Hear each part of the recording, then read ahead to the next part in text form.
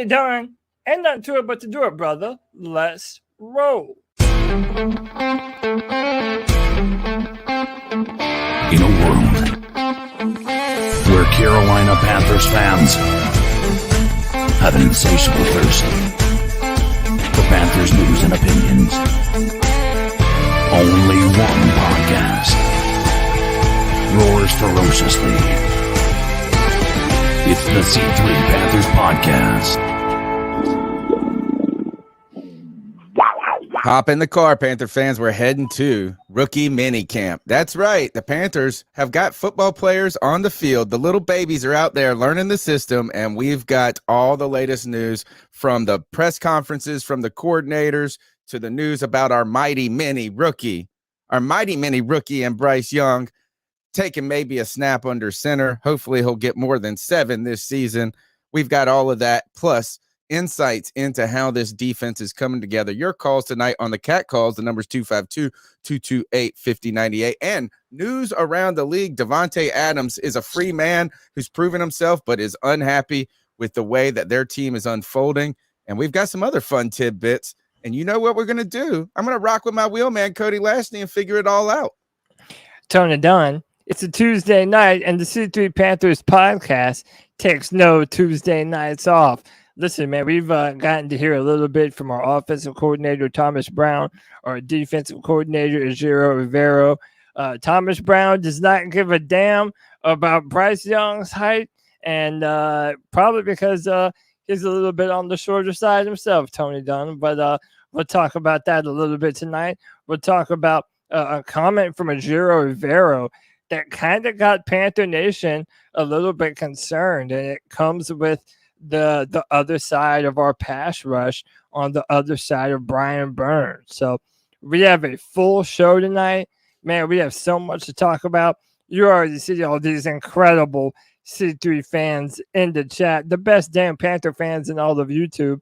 You know them and love them. It's our guy, C3 Panther Pickle, who did his own show with Twan tonight. Check that out. Shout out Pickle. My man Drew, Joey the Blind Panther Esquivel, John B. Jenkins. John, what's up? Kim Sanity, Lawrence Trevette, 5 Beta Hitters, Cardiac Cat 13, Underground West, and that boy White Chocolate Espresso. Tony Dunn, ain't nothing to it but to do it, brother. Let's roll. The number's 252-228-5098. Smash the thumbs up button, subscribe, hit the notification bell to make sure every time we go live or put out any new content, you're a part of it.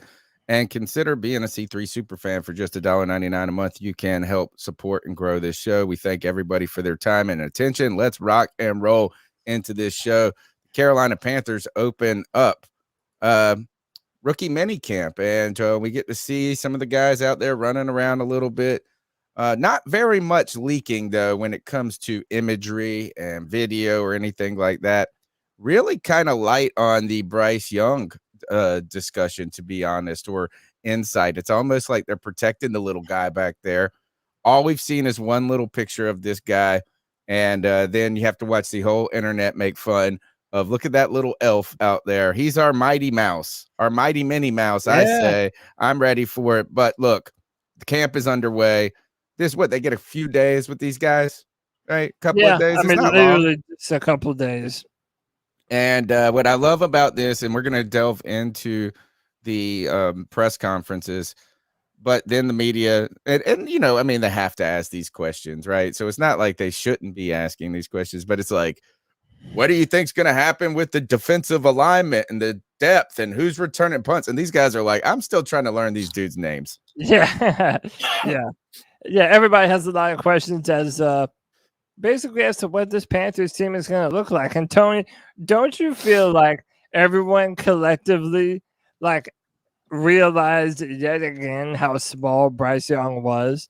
Like, we already knew before the draft, but now you see him, you know, in the red jersey, in the helmet, people talking about him disappearing behind the offensive line. And I swear, dude, it's like people already just forgot that the dude was 5'10", 200 pounds. It's like they're realizing it all over again. I don't understand what all the collective outrage was about. Thomas Brown even spoke to it today, but I did find that kind of kind of weird, didn't you? I think this is all to be expected. All right. This is just the natural rhythm of fan discussion, media coverage, and things like this. Is that and we talked about a lot of this as the draft was coming about, the combine, and I mentioned it was easy to see with Anthony Richardson, like his shining star moment is the combine. That's where he's going to look the greatest. And you're going to hear one of the reasons where Bryce Young shined the most was continued to be in those interviews. Is that we all said this. We were like, oh man, the size is concerning. The size is concerning. Should we talk about it? And people are like, nah, look at the tape. You silly. You dumb. You dumb. You dumb. And then we all kind of like, I guess got berated so hard that we just swallowed it. We were like, all right, he's small. Who cares? And then we put it away and then you see him and you're like, oh shit, dude's small. Yeah, right? He's tiny. How can you not mention it? Do you really, if you were an opposing fan base, let's put it this way. Look, it's our job to defend it. It's our job to say, he's our Mighty Mouse, our mini Mighty Mouse, all of these things. He can overcome. Blah, blah, blah. This is, it's the X factor. It's his intelligence. It's all of this. But isn't it their job as opposing fan bases to make fun of his size too? Wouldn't you? Oh, yeah. If you were like, if he was drafted by the Falcons and we had Anthony Richardson, and you were like, dude, oh, look at that little strippy boy. Dude, some of the GIFs and the memes that people come up with are fucking insane, dude. Like, you can't help but laugh at them. But, Tony, this is the point that I made a couple weeks back. Knowing, Tony, I still remember a couple of years ago, me and you doing this show, and you and I were known as cam sexuals, meaning we would defend every single thing that Cam Newton did. Well, I mean, listen, with Bryce being this underdog, small quarterback, and yeah, he was the number one pick, but I really do feel like Panther fans are going to have to become some Bryce sexuals, baby. Yeah. We're going to have to defend this. Or like mama bears at the very least. Yeah, because everyone's going to be coming after him, bro. Everyone. Because it does feel a little pedophilic, though, to... He's so young and cute and adorable. So adorable. I think it's going to take some of it, Cody. You're right. But, Cam, the Cam sexual attraction didn't come immediate. Like yeah, there was an excitement that was generated by having this awesome player, right? But at the same time, it was not. It was also the dynamic play on the field that brought that too. Right. Yeah. So we're this will come and continue we're going to need some success on the field to make that excitement and that endearment and that protective gene to cultivate it. But you're right. I mean, we're going to have to go big brother out here and protect our guy. Yeah, man, that's little bro. We now have to be the older brother and we got to be possessive over our guy. And you know who else is our guy? P-Dubs with the $20 love bomb. This is the media disrespect out there for the Panthers is palpable, and I love it. Don't worry, we'll make room on the Panther bandwagon in January. I appreciate P-Dubs. I believe the same thing. A slept-on Panthers team is indeed the best Panthers team. Tony, you ready to jump into the show tonight? Let's go. And give these people what they want. So Rookie Minicamp Wrap Up is the name and title of tonight's show. And, Tony just mentioned how there's so many people when they defend Bryce, the first thing they go to is the film. And lo and behold, today, when Panthers offensive coordinator Thomas Brown was asked about Bryce Young's height, he says, I've never cared about it because I evaluate tape and I evaluate the person. Tony, it's one thing to hear people in the media say this, but does it make it feel better when it is coming from our offensive coordinator, or is this just another case no, it doesn't make it thinking? It doesn't make it feel better. It's like, first, they made the damn pick. They better like the guy. Right. They better like the tape. This is what they're gonna say. I mean, this is what they have to say. And this is what I mean, and they probably mean it. I mean, they made the pick. They picked him over everybody else, right? And so that size was not a factor too big or too little to steer them to another selection. Now, one of the things that was interesting in this press conference is they asked him about that process, about like some of the things. We'll get to that in a moment. But he said, I'm not going to share my rankings before, because he said he had to come in. Part of his interview process was sharing. They asked him if he had done work on these quarterbacks. He said, I'm not going to share my rankings. My follow-up question today to him on that, as he then actually, you know what? Let's go ahead and play. It's the last clip. We're going to do the last clip in the first segment. Why Bryce Young? Let's go to that, because he was talking about, this is why he said Bryce Young. And I want to talk about why they selected Bryce Young. And is that the David Newton question? No, there's one more. It's after that. It's the first link on page 2. All right. Gotcha. So they asked him why they picked Bryce Young. And this actually in some ways is this is why we know that they picked Bryce Young, and also to me slightly a little concerning. And this is, I have a secret fear. I've mentioned it on this show before. Let's hear what Thomas Brown has to say about why they selected, or why it was Bryce Young. Well, since I'm trying to get all the answers, will Bryce be your starter week 1? There you go. I'm never going to answer that question. Oh, next clip. Oh, that's not. Did I paste them twice? All right, that's my fault. I'll pull it up real quick. Why do you think they selected Bryce Young? And I just screwed that up. I bungled it up. But here, you tell me, and I'll pull it up real quick. I mean, no, I believe him at face value. So many people along the way during this process said that Bryce Young had the best film.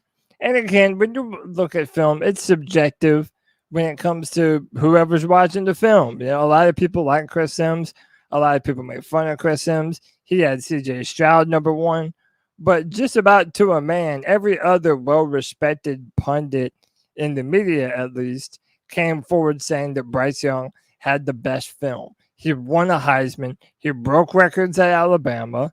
And yeah, when you break down the film, to me, it's not crazy to think that the Panthers think the same way, that he does have the best film. Here's the clip. Tell me if the audio doesn't work for some reason. I would say starting first with make sure it's all the way up. When I came in and kind of met the end of it with Scott and Dan and Samir, we had this specific question about, one, have I evaluated the quarterbacks, which I had, and kind of how I saw them, which I won't go through my, rankings at the time then. But I felt really good about Bryce at that process, at that time, just based on this film study.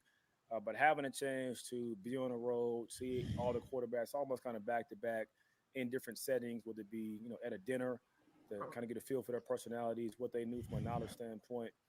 I would say what kind of put him over the hump in my mind was spending time with him, just talking about this ball, how his brain works, how he communicates, what he can recall, how he can adjust on the fly. And also he always just stayed, here the entire time. Just loved the poise. Never got rattled for the most part, even though Frank tried to shake him up a couple of times to try to see how he responded to it. But he was cool, calm, and collective. Then being able to have a chance to, just hear about, I would say, starting first. All right, that's so here is the thing: is you're right. They put tape up in the mix, right? That's a big part of it. One of the things, Cody, though, that kind of, I would say, I don't know if it bugs me, it's because he won the interview, right? Why am I? Did I just screw up the background? I think I did. No, you're good. No, okay. He won the interview. Right? That's what he does. He wins the interviews. He wins. It's his personality. It's his intelligence. It's the thing between his ears. It's not his body. Right? So it's his tape and his intelligence. In some cases, that slightly makes me nervous. Right? I mean, in many ways, it makes me very comfortable, right? Is because, like, hey, having a guy that has the most complicated position in the league, that's what you want. But it's almost like that's the only reason you picked him. And I wanted to ask, I guess this is my question to him. And I'm very excited. I think anytime if we don't just say, oh, it's the best thing, then I'm going to be viewed as a hater. I'm not. I'm very excited about him. I do have some questions about, will his arm strength look adequate at the next level? People said it was adequate in college, But you go to a bigger football, you go to bigger players, you go to a faster game, you know what I mean? The hashes are farther apart or whatever it is. You know, I mean, will we see any of that translate, or will it just continue to be adequate? I wanted to ask, my follow-up question to him would have been, when you don't reveal to us your rankings, right? I don't want to know what your pre-rankings were, but after you went through this process, how easy of a decision was it, or was it a difficult decision still? Yeah. You know, was this like, oh man, hey, he won me over. This is, like he said, this is what put him over the hump. But I would like to know, and, you know, he probably couldn't answer that honestly. But, you know, was this a close call between 2 guys and 3 guys, or was this Bryce Young and everybody else? Well, now there's a story that's gone around about when Bryce Young had his interview, his dinner with the Panthers. They were eating dinner, and it came out that it was Thomas Brown was the one that asked Bryce Young the question about what his weekly routine was. Oh, yeah. And then they got annoyed at how long it was. Yeah, and Thomas Brown was like, hey, bro, you're good. You ain't even got to say no more, dog. Well, first, I make my overnight oats. I soak them in almond milk the night before to prepare. Oriented that it's insane. And by the way, even in that clip that you just played right there, he said that Frank Wright tried to, rattle him. Yeah, tried to rattle him. But the fact that the guy is calm under pressure, that's another thing. For the little guy, the moment is never too big for him. That's the most exciting. Right. I think that's what it is for me. Is like, yes, I want sure, I have some not concerns. Look, they're not concerns as much as just the reality. He's a smaller guy. Right. It's it's a reality. He's a smaller guy. The reality is he doesn't have a bazooka. Right. That's just a reality. I mean, it's just what he's going to have to play with. But what is so cool to me is the idea of having a guy that could be like Peyton Manning, that could be like Tom Brady, that could be an offensive coordinator on the field. Yes. That's ultimately what we saw from Luke Kuechly at the linebacker position, where he understands what's happening so quickly. You know, that is exciting. But then the moment in that Auburn game when they got like a minute left, they're down by whatever, and they're like on the 5-yard line, and the guy is like grinning. And as I heard one guy describe it, like a psychopath, like, you're supposed to be nervous. So I'm the nervous guy. Like, I'm the guy that crumples.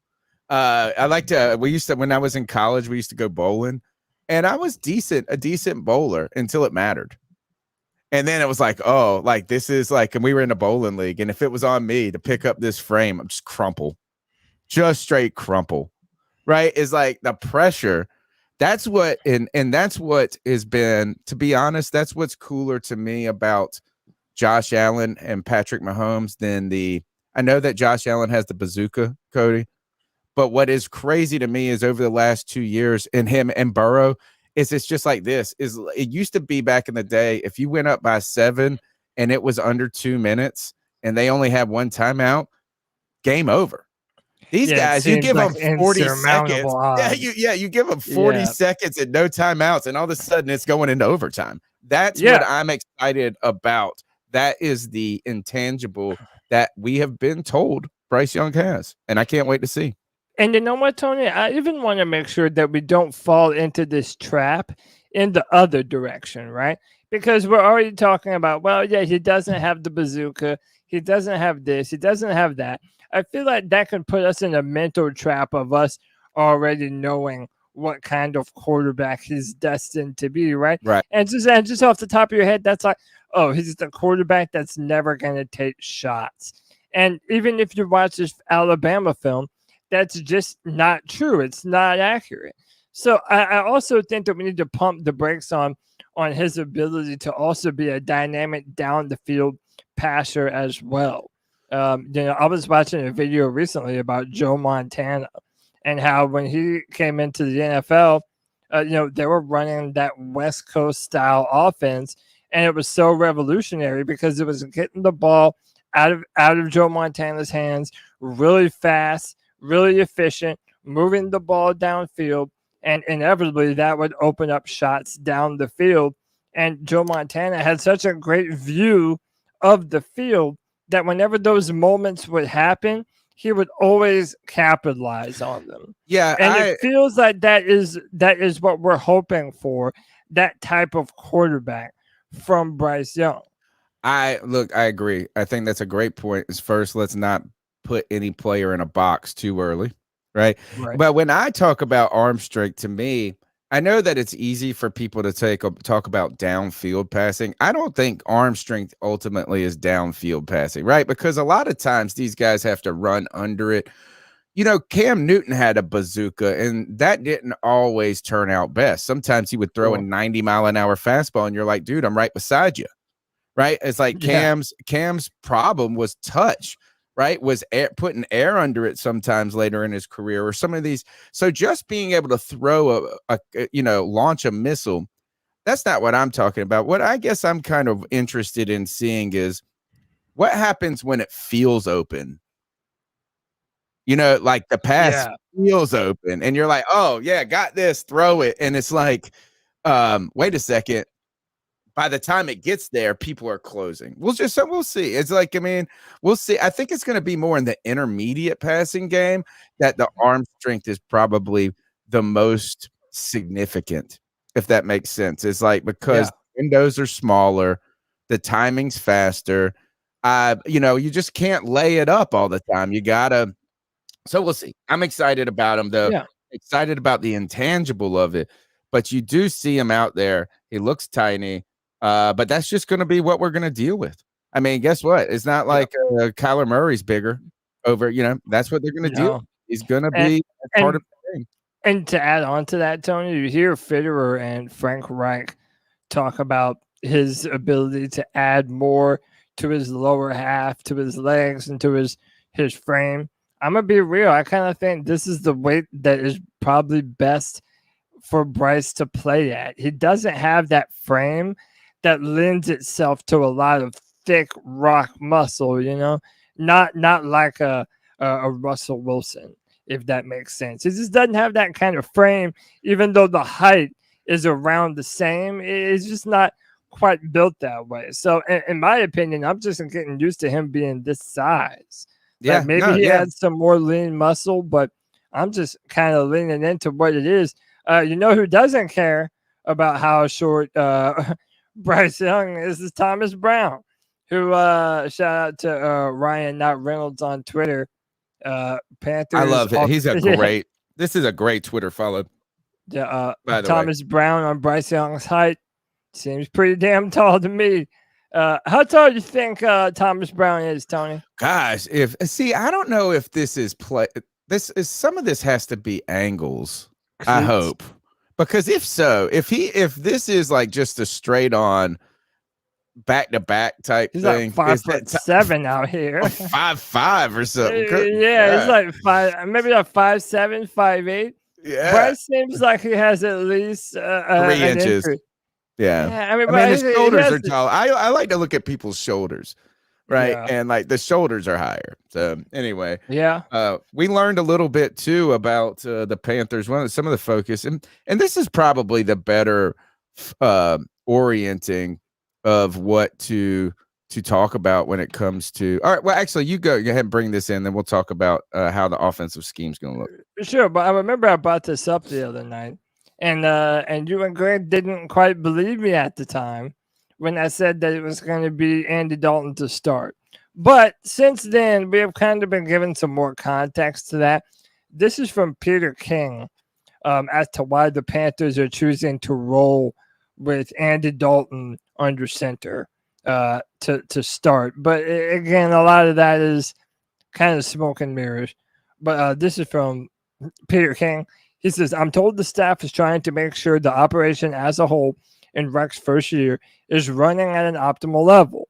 Most of the Panthers veterans have been in-house for 5 weeks already, as the coaches try to keep pushing that level higher with 2 weeks of on-the-field workout under their belts as a part of that. The rookies, including Young, are behind that pace.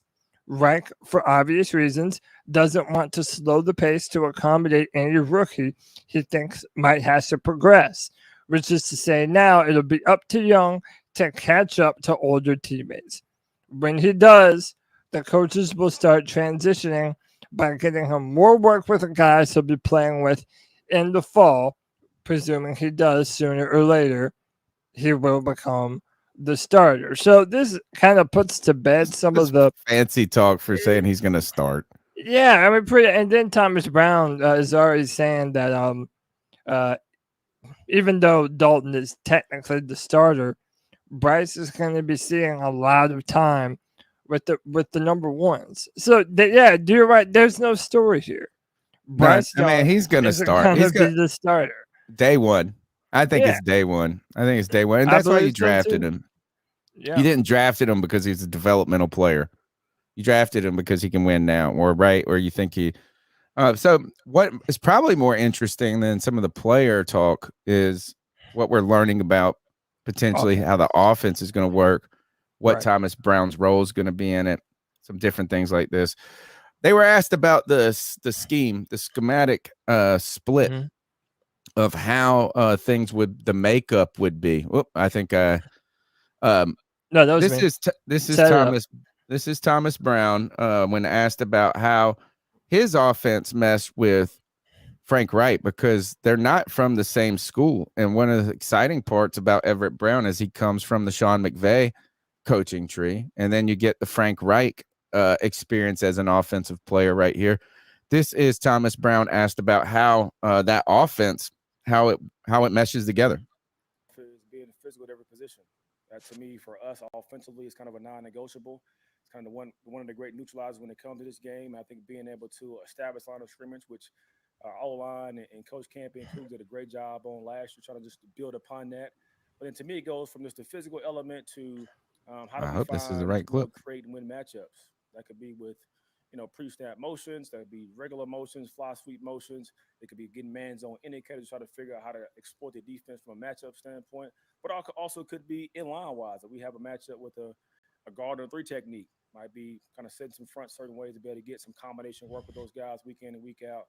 And the last point, after we talk about being physical, we talk about finding, creating, winning matchups. It was, for us, we call it TNT. All right, so things that take no talent. So alignment, assignment, technique, right, effort, and finish. Things we can control every single day to put ourselves in the best spot to be successful and ultimately not putting ourselves in the obviously Tony deserves the ice up here because I didn't put the clips in the right fucking order. That was supposed to be about the offensive identity, that clip right there. Hopefully I have a clip. Maybe I switched them out. So here, toughness. He talked about the toughness and the offensive identity. Let's just keep going through with the clips and we'll just work it out that way. All right. I don't know which ones are. I'll try this one. I thought here, I'll do. Well, I have them up too. I can just play them. I swear that I put one about the schematic. Was that the first one? No, this is the third one. But they're all kind of labeled the same. This one has a different time on it. Tried to kind of sit down and look at both systems. This is it. Yeah, this is the one that we're okay. This is what I wanted. Sorry, my bad. Tried to kind of sit down and look at both systems and strip them all the way down to the bare roots and try to figure out how to build them back up to make them better, but also how to put them together to find this perfect blend and perfect marriage. So in an ideal world, it's probably about 50-50, but there's no ideal world to kind of fit it into that box. But it's been going well. We'll kind of go into next week OTA-wise in our third time going through the same install. So a lot of kind of care for our players, but it's been good so far. What would you say the percentage breakdown is of what you brought versus Frank's scheme? I think it depends on situation. I would say normal D&D is probably 60-40.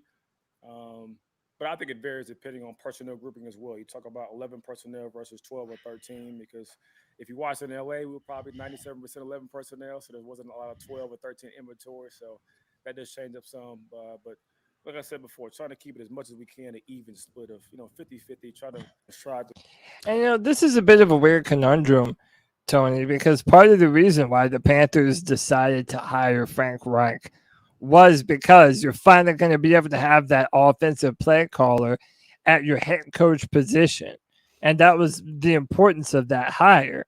So then when you go get Thomas Brown, like it'll be interesting to see his role in the offense. I mean, they say that he's building the playbook, yet according to that clip right there, the offense is still going to be 60% of Frank Reich stuff and around 40% of Thomas Brown stuff, assuming all the 11 personnel is more Brown stuff, from what he was able to gather from Sean McVay and his offense.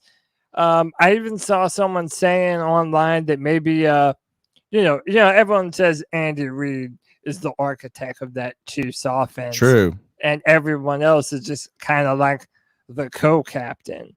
Do you envision kind of that's what our offensive structure is going to end up being like between Frank Reich and Thomas Brown?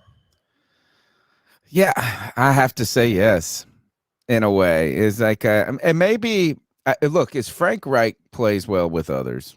We've seen that very quickly from the way he works with Scott Fitterer, with everybody. So I think what these guys are going to be are all of they're the producers. They're the guys that are developing all these ideas and bringing them to the table as they game plan for things. And then he takes that and kind of makes the grand decision in it. But Frank Reich wants to be on the field, feeling the game out and making the play calls. So I think, to me, what I envision, what I'm guessing Thomas Brown's role is more of a game planner prior to the game day. Right? Is like, hey, looking at the other team and their defense, seeing what holes can be attacked, what we do well, and really putting together basically a menu, right? Is like, here are our ideas for this weekend, what we're going to put out at the restaurant.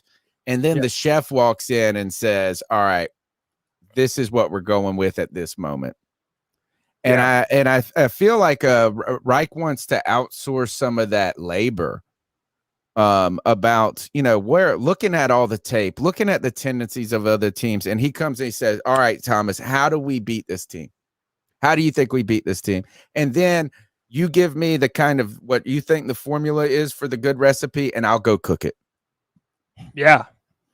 Or tell me let's say it's like the chef and the sous chef, right? To continue with your analogy, with the offensive coordinator being the sous chef, they're going to properly plate and prepare everything that the kitchen puts out, but the chef is deciding the order in which they go out, at what time they go out, really preparing the meal for us, the fans. Yeah, I just don't see it's not like Frank Reich is going to be I guess what you've heard is like, sometimes when the offensive coordinator calls in a play, and then you hear a head coach going, well, I'm on the mic, I can override plays if I want to. Yeah. I mean, I feel like if Reich is calling in the play, it's not like Thomas Brown's going to be able to go, no, I don't think that's the play, we should run. Yeah. It's too late at that point. He already called the play. Maybe just kind of continuing to be in his ears, seeing, here's some tendencies I'm seeing. Think about this. Maybe set up this in a couple of plays. An advisory almost capacity. An assistant clearly an assistant capacity. They did ask him about if he would be calling if he would be up in the booth or if he would be on the field. I think it would be, I don't even know what the benefit of him being in the booth would be. I guess maybe just getting the overhead view and then trying to mic in some of that to Frank Reich to see some of the things he's seeing. But it almost seems like if Frank Reich's the one doing it, he needs to be on the field there, kind of getting a sense of it. What did you think about that? It is, you put a conundrum. You said this is an we'll see how this relationship works out. And I don't think it's going to be a bad relationship. I just wonder how important it will be to the Carolina Panthers. Yeah, I mean, it's definitely interesting to watch going forward. And then one of the things after we hired this coaching staff, one of the things, it was either me or Greg, I forgot who brought it up, but one of the worries that you might have is, are there too many cooks in the kitchen? You know what I mean? Like, is it going to be too much of a scenario where Frank Reich wants to do one kind of thing, where Thomas Brown maybe wants to do something different, coming from that Sean McVay style of offense? So I don't know. I mean, again, we're going to choose to be optimistic. Only time will tell when it comes down to it. But Tony, did you want to? I would say, frankly, I don't think it matters what Thomas Brown wants. Yeah, right. He's overruled by our brand new head coach. Ed, did you want to jump into that Dan Orlovsky? Oh yeah, here is one of the things that's. Yeah, I mean, you were concerned a little bit about this after this was brought to your attention. I just thought this was bizarre. I mean, I just thought, all right, so we've heard and you've talked about it, and you got is that Bryce Young, you said that we're going to probably be operating out of shotgun a lot going forward. Certainly, and we all know the college game is oriented towards that, right?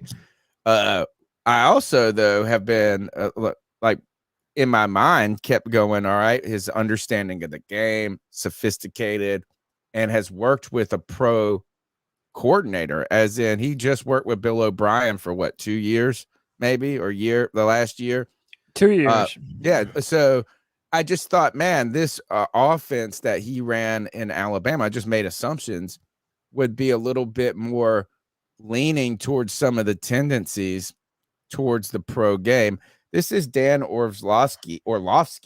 And you know what? I mean, yeah. And they was talking about some of the things that the Panthers will need to do to create, or can do, to help Bryce Young create throwing lanes. He made some comparisons to what the Saints did with Drew Brees. How much we maybe can do under center. And the reason I say that is because more under center that you do, the more you can try to build in throwing lanes for shorter quarterbacks. I go back to Drew Brees' time with Sean Payton, and Sean was a master of this. Look there's 6 guys in this protection, babyface, right? There's that hard ball play action. Now look at I call it an accordion, like the expansion of the offensive line. There's a throwing lane I built in. There's one in the middle. There's one to the right. And now he's got a really clear vision of really where he wants to go with the football. I think it's hard to replicate that stuff from in the shotgun. Now, they will live in shotgun more often than not, and it will be a little bit more spread out and RPO based.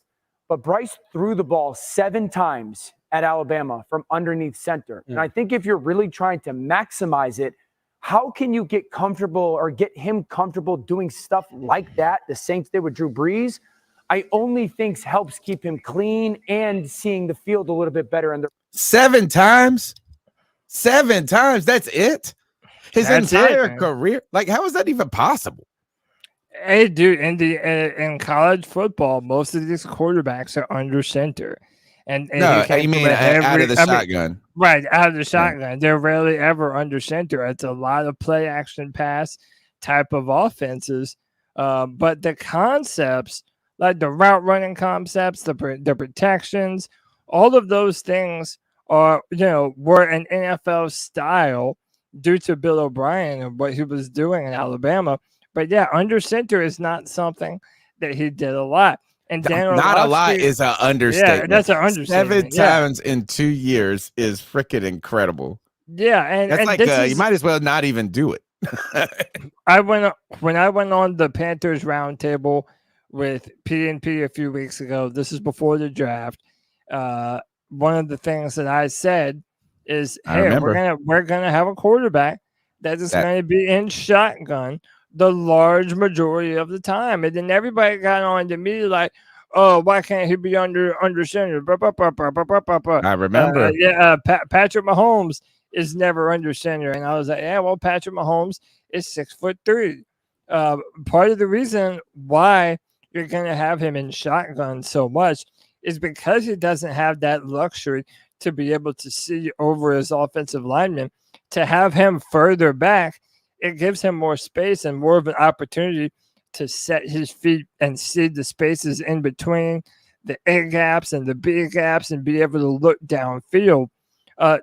Tony, let me ask you this. Do you think Frank Reich and Thomas Brown are going to put him under center more in the NFL than he was in college? I mean, we know they're going to be in shotgun, but is it going to be more than when he was in college?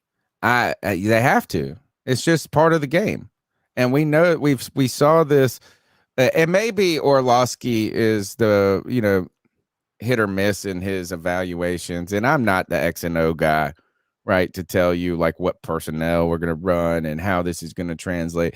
I just don't think like running out of the gun all the time in the NFL works. Like, it can be, but I think it puts a lot of pressure on your quarterback to just win all the time. It's like, are we going to run are we going to throw the ball 40 times a game? I don't think that really indicates having a completely balanced attack. And we know that running the football, while this isn't a running league anymore, is still necessary in the NFL. I think he's going to have to live under center at some point. How much he does, how quickly they orient him to that, I'm not sure. But I think Orlovsky made a good point there, is that there's some benefits you can. Drew Brees was under center a lot. That's what he said. And so that does. And we didn't play the video because we didn't want to get demonetized because it's an NFL clip. But it does allow you to put more people on the line and do some different things. And then they have to be more prepared for the run. And if you remember, do you remember that Orlovsky clip that made got a lot of attention last season, when I think it may have been against the Giants that Baker Mayfield had played so poorly, and he talked about how the formation where Christian McCaffrey was, and so that's where under center plays such a big deal, is in a disguise role. I think he's gonna have to, and if he can't, Cody, that's a limitation that is concerning. Absolutely, and by the way, it's a limitation at the very least. If he can't do it, it's a limitation. And if you go to his OTA footage, which I can pull up some, all the clips that people were saying he looked so small and so tiny when he was under center. They had him under center, and I do think that him being under center is something that they're going to prioritize, in my opinion. I think they have to. I think it'll be a benefit too. If anything, I know that we think of it from our perspective of him having trouble seeing, but I think he's going to be able to see over the guys. They're not 6 foot when they're in a crouch position, right? So, he's going to be able to see over them physically while he's looking at the line. I think the other thing too is that maybe him being under center makes it more difficult for the defensive players to find him and to see what he's doing, which could be some deception on our part in a way. Well, if you're preparing to play the Panthers, every other defense is going to be assuming that we're going to be in shotgun 90% of the time. So, even from that perspective, just switching up what you do is very beneficial, because, it's going to keep them on their toes as to how they defend us and how we basically continue to attack defenses and how versatile we're able to be. And that's really interesting, going back to the split in offense between Frank Reich and Ejiro Evero. And I'm wondering if maybe there might be some philosophical differences in how they intend to use Bryce. I don't know. This is going to be a very interesting thing to follow going forward. I'll say this right now. I think no matter what way we choose to use Bryce Young, I'm excited about his abilities to go out there and make plays. I don't know. I just feel like I don't feel as though Bryce is going to have some tough transition to the NFL type of game. I just feel like there is a very clear methodology to putting a system around him that is going to have him be successful. Getting the ball out of his hands, running the football effectively, and those short and intermediate routes, they're going to be pivotal to him early on in his career. Just to check the private chat real quick. I had to adjust some links. I figure out when I'm making these outlines, if I don't hit the Control C at the right second, I'm just pasting the old link that I was pasting before. So, all right. So we got some insight there. We won't even play the David Newton clip, but David Newton wins the press conference again. He says, "Will Bryce Young be the starter?"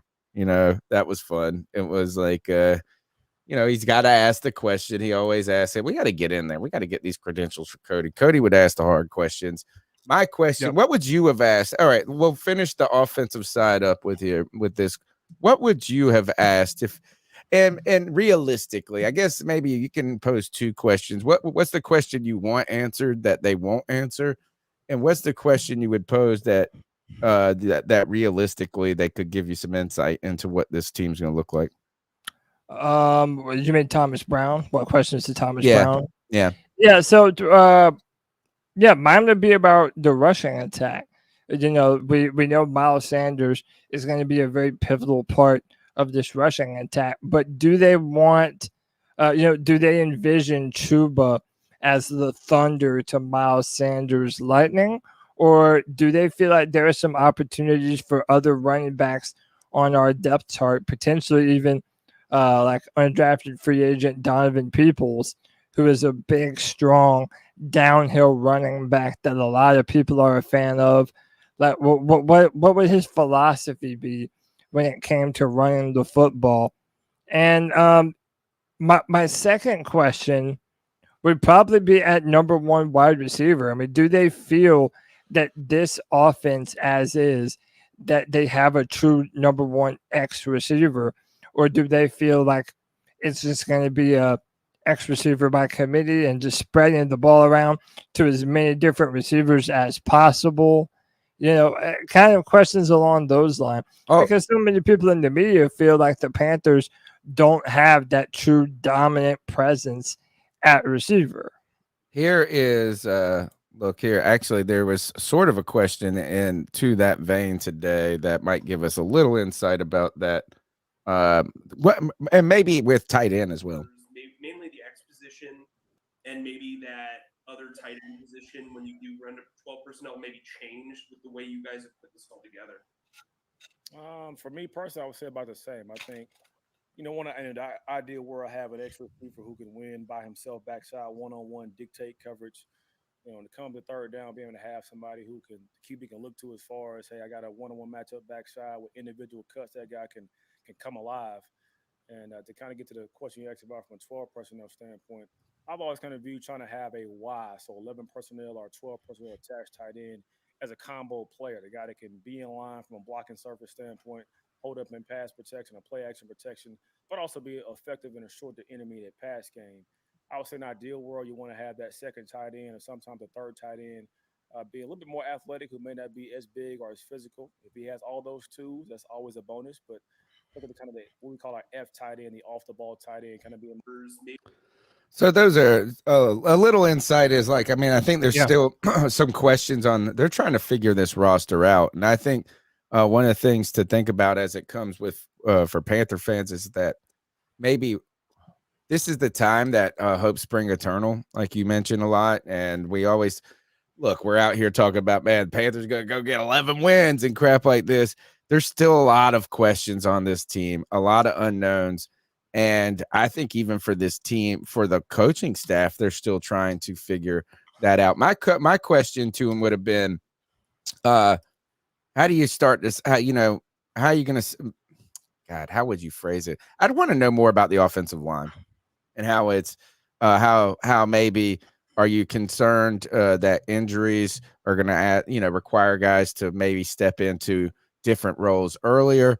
Do you find, what do you think about some of the older players competing with some of these younger rookies and things? I'd want to know more about that Brady Christensen spot, right? As we continue to go forward, those guard positions, I'd like to know more about the guards, because those are pretty much where the questions lie on this team at this moment. While on the defensive side of the ball, they are at that defensive end opposite of Brian Burns. The questions on the offensive front are all about those interior guys to the left and right of Bradley Bozeman. So that's kind of where I would want to go. Now, as we continue on, don't forget, guys, the number's 252-228-5098. We'd like to get your thoughts on the state of the Panthers. Excuse me. And Panthers rookie mini camp. Somebody put in here in the chat, they said Bryce Young is above average in the human, like the average. Do you see this? Chase Hawkins put average height of a man is 5'9", 170 pounds. Bryce is 5'10", 195 pounds. People talk like he's under 5 foot tall. This size talk is ridiculous. All right. Look, I mean, I think your point being that the size talk could be overdone is possible, right? It's just still a legitimate discussion to have. It's one that's not going to go away. Bryce Young even mentions that. He's like, man, I'm used to this. Like, this isn't nothing new for me. But you're also using statistics of average people, and we're talking about a select group of human beings on the planet in the NFL. You know, Yeah. it's like you wouldn't say that about but see, look, I think he could go back to where he's. I know it's gonna apply. So, by the way, this is one of the clips that has Bears fans talking shit. Yeah, they're going nuts about him, calling him a runt, calling him an elf. Yeah, and I mean, yeah, he's he does on the shelf. Look, he does look small. And to kind of put devil's advocate to what Chance was saying, yeah, he is your average. Or Chance. It's Chance okay. Or Chase.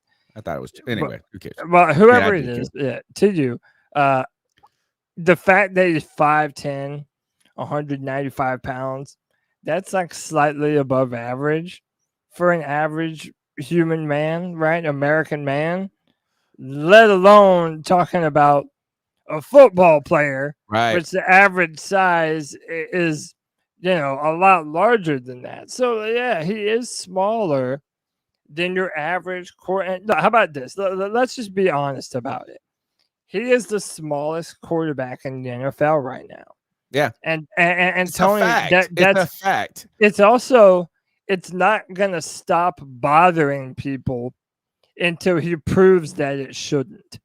Does that make sense? Yeah. Like there is no amount of interviews that Bryce Young can give, no amount of hours podcasting that you and I could do singing the praises of Bryce Young, no amount of highlights watched that you could go back and relive.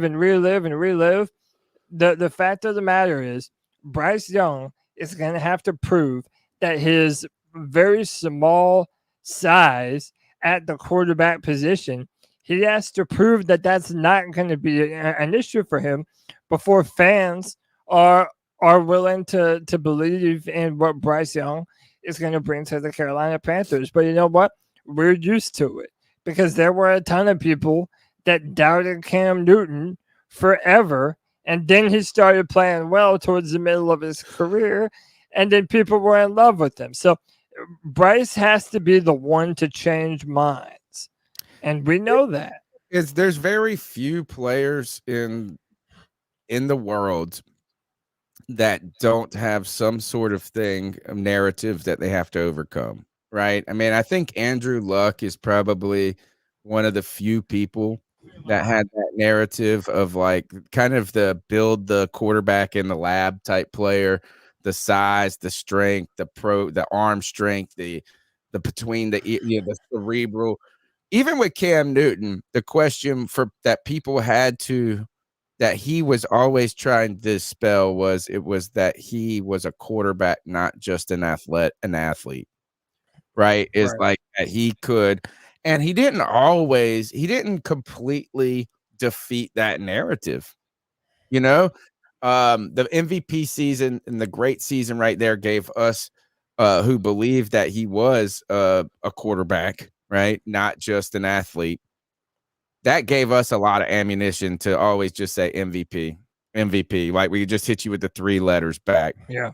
I think the 2017 season was it with Norv Turner that they were off to a really, really hot Yeah. start. Better numbers than ever in his career prior. Right, is that helped us a lot. But at the end of the like, that was the narrative that that always was gonna be with him. In fact, I had a guy I work with who it brings up a lot of good points about football, just was not a Cam fan from the beginning, right? Never really was. He said this, but he was excited about what Bryce Young is, that having a quarterback that could step up there, read the defense, and know what was going to happen before it was going to happen. Like, and he was just excited about having a player, what he believed was in where their strengths lay in a guy like Peyton Manning, Drew Brees, guys that were students of the game more so than exceptional athletes who were teaching to be students. That was his point. The thing is there's just so few Andrew Lucks. There's so few. I mean, maybe you would say Trevor Lawrence is kind of that, maybe close to that, but I would still say that even that he didn't play in a system under center, there was still a couple of things to me that weren't. I'm trying to think, was there a player? Yeah, I mean, Andrew Luck was the perfect amalgamation of everything that you want from a college quarterback coming into the NFL. 6'4", had a big arm. He was built well. He played under center. He went to Stanford, so there was no question about his intelligence. All those things. So I just think that there's so few and far between. Like, I mean, we have to go that far back to find that player. Like, of course, there's going to be something that any player, any quarterback that we select is going to have to overcome and prove to us or prove to the world. For someone else, for Anthony Richardson, it's going to be that he can be an accurate quarterback and play the quarterback position and not just be a freak athlete. For Bryce Young, it's going to be, can he overcome that? And it will be there. Like you said, there's no amount of discussion. There's no amount of debate. And really, it's kind of a fruitless one too, right? Like, how could you? Yeah. How could you even? You can't dispel it. Like, that's the whole point.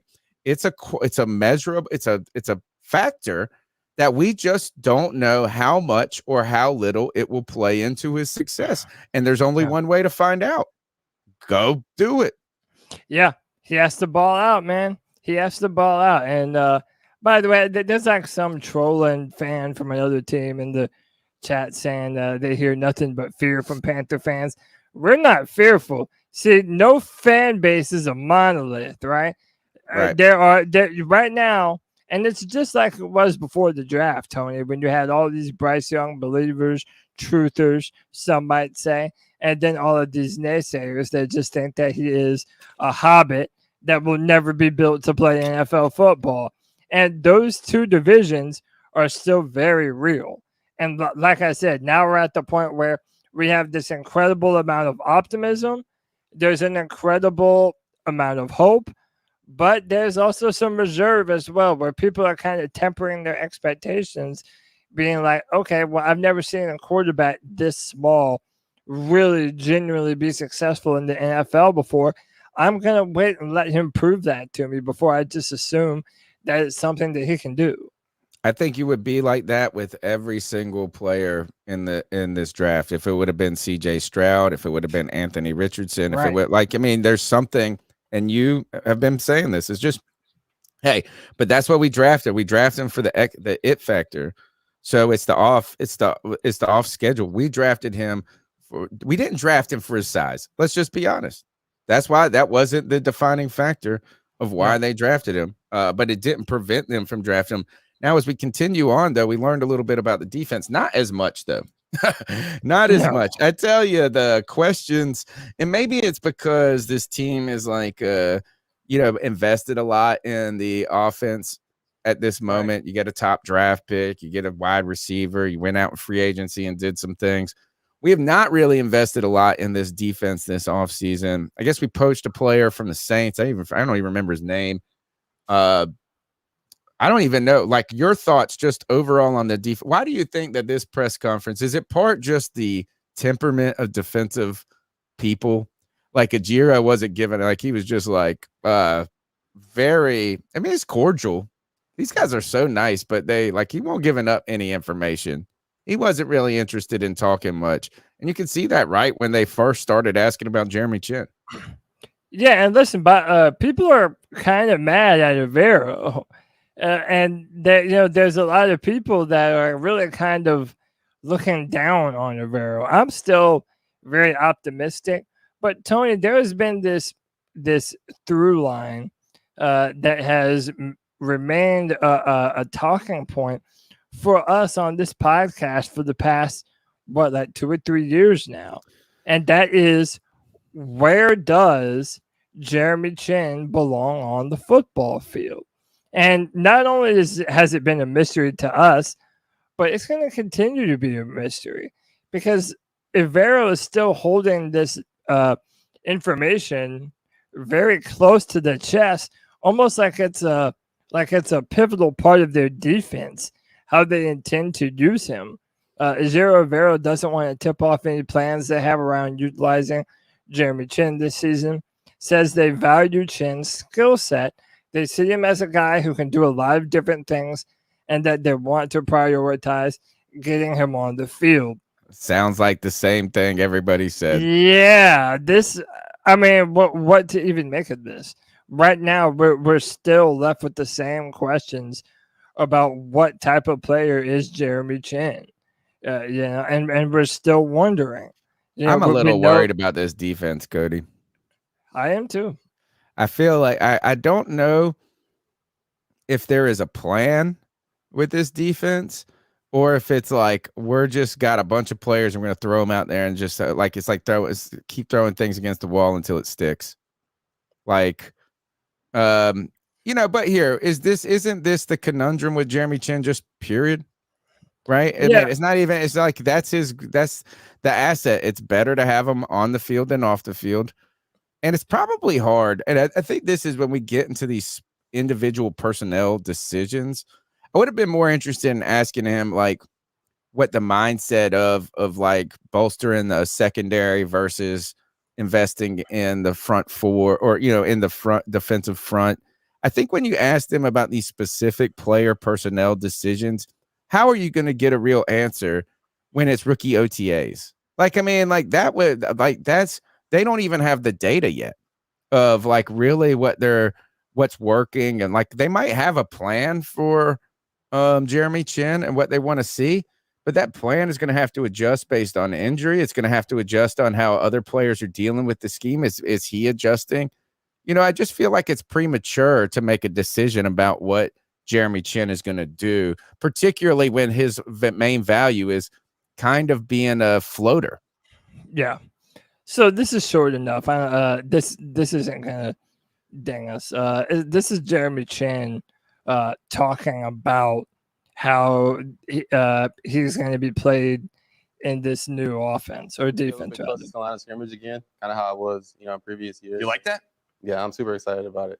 I'll be able to be around the ball more, so that's really exciting. Talking to Evero and Coach Cooley, we have plans. That's pretty much the end of the clip, but he says that he is excited about the opportunity to play closer to the line of scrimmage, and I think that fits his athleticism better. Just let him play aggressive, let him play downhill.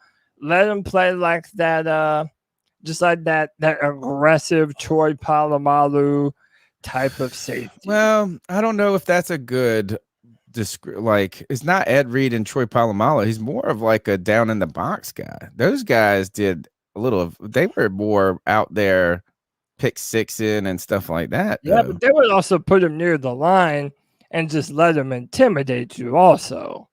They were versatile, but the point being, we're still wondering what the best position for Jeremy Chinn is, and I think we're all hoping that Ejiro Evero has the secret sauce to finally be able to put him in the right place for this defense. That way we can finally get the most out of Jeremy Chinn. All right, so let's keep going through with this defensive talk right here. Is the the real discussion that we have been having on this podcast is how is this front going to adjust to the switch to a 3-4, but also the need for this is that there wasn't an answer already for Brian Burns on the other side of Brian Burns since Hassan Reddick left.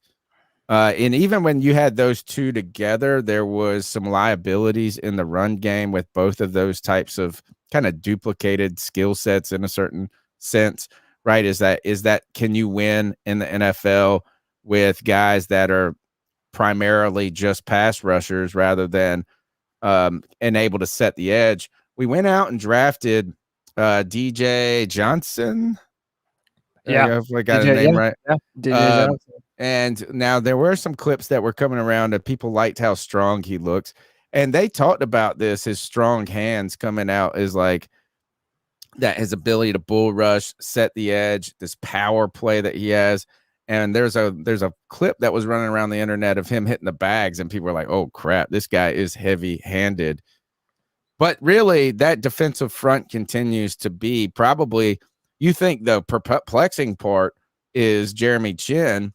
Man, who is going to play on this defensive front other than Derek Brown, Brian Burns? And man, are you going to just throw this rookie to the wolves out there? This is Ejiro Evero, and this is I think the clip that got everybody on the internet concerned. Yeah. No, not really. We got Mr. Burns, and then we got a bunch of guys that are fighting and clawing and doing a heck of a job. And the awkward silence right after, dude, makes it all better. God, that's not a great look, man. But this is why, Tony, I think you and I are probably most concerned about our defense. I mean, I don't want to speak for you, but I know for me it is. Like I've been saying for such a long time, we've been having this discussion around Brian Burns, and is he truly one of the elite defensive ends in the NFL? Well, part of my argument has been that even if he is, you wouldn't necessarily know it when he is the team's beginning, middle, and end at pass rusher, at getting in the backfield to affect the quarterback. And the fact that we have a bunch of unknowns opposite of him, and the Panthers haven't tried to sign Yannick Ngakoue or Leonard Floyd. Some people have been banging the table for Jadeveon Clowney, which I'm not a fan of, but whatever. A lot of people just feel that it would be another body at the position that has experience in the NFL. I understand why this pissing people off, Tony, but what do you make of it? That's what we all knew. Yeah. Right. I mean, like what's I guess the what pissed people off is that they admitted what we already knew. You know? I mean, that's all I could say here is that you're either going to put a lot of, look at this guy. Yeah, that's a left hand. That's his left. This is DJ Johnson hitting the training dummies. But go ahead. I think that's look, is that it's probably, I think this is what made people mad, is that it's the reality of the situation is the reality of the situation is that the excitement about this team surrounds the coaching staff, the acquisition of a number one quarterback, and you're kind of relying or resting on your laurels of having a decent defense for the last couple of years. And the reality is it's not the same defense. And now here is the concern. Not only was there this sort of the liability of this team or the kind of an unknown factor, now the coaching staff is just being adamantly open that, we got Brian Burns and we don't know what else we got. And I think that probably one of the scarier parts about that is that what happens if Brian Burns isn't ready in week one? What if something happens? Like our front is so predicated on Brian Burns that it almost seems unsafe in its nature in a certain way. And I thought it was weird how not weird. I've never heard it. We got Mr. Burns and everybody I else did like that. fighting and clawing. It's just kind of, I think it's sobering. I think that's what this was. I think this comment was just honest and sobering. And he's right too. Let's be honest here. As I know people are happy that they root for Marquise Haynes. I am not completely out on YGM as a player in the NFL. This is the only last moment he's going to be able to prove it, though, for the Carolina Panthers is this year. But then you throw in that these guys haven't done this, had a lot of incredible success, and this is a completely different ask of them in a 3-4. That's the kind of a bizarre part here. I think this tells us, man, it's Carolina Panthers probably are going to be looking to add something at defensive end. I don't think it's over. Maybe it'll be as boring as just getting a player who's a veteran who's cut off of a team after, as we approach training camp or whatever, or during training camp that couldn't make a roster on a team that has younger players. Maybe finding a guy that is a good player, but just is, in a crowded room somewhere else. Maybe it'll be as boring as that, or maybe it'll be as exciting as going and getting the Leonard Floyd or the Yannick Ngakoue. But I don't think it would be wise to roll into the season just saying we're going to go with Brian Burns and these other fighters. So, Tony, what would you do? I mean, get Yannick Ngakoue or Kev? He's in the chat pounding the table for his boy. Well, that's because that's South Carolina. Of course, and dude, he's always hurt. He is good though. Hurt. He is good though. I mean, he's decent. I feel like he's not even as good as he once was. Kev of course he's not. I know Kev sent in a cat call about this because he already sent in some viewing material for me to play with his cat call. But I mean, this has been, during the draft, this is my criticism. Even though I'm a big fan of Mingo and what he has the potential to be for the Panthers, I would have preferred to go D-line early in round 2. Would it have been any different though, Cody? No, it would have been the same. You would have had the same uncertainty if you got your pick of the litter at 39 of defensive end or whatever the player is. Name the player that you would have drafted, and guess what? We still would have come up here and saying, I don't know if that is a tenable thought. Yeah, you're right. Yeah, I mean, none of the guys that were there, BJ Ojulari, Isaiah Foskey, there was a bunch of dudes that also had a bunch of question marks, but time will tell. Look, they could be good players, Cody. I'm not saying, but that's my. And I've always said this is that it just takes time for these guys to adjust to the league. And I mean, it's just, are you going to be able to roll throughout the season and put together a credible defense with that? Now, look, is that we did go out and put a lot of emphasis in the secondary, right? You go out and you get we got that guy from Miami that kind of come in, a veteran dude. We've got, it feels like 20 safeties on this team.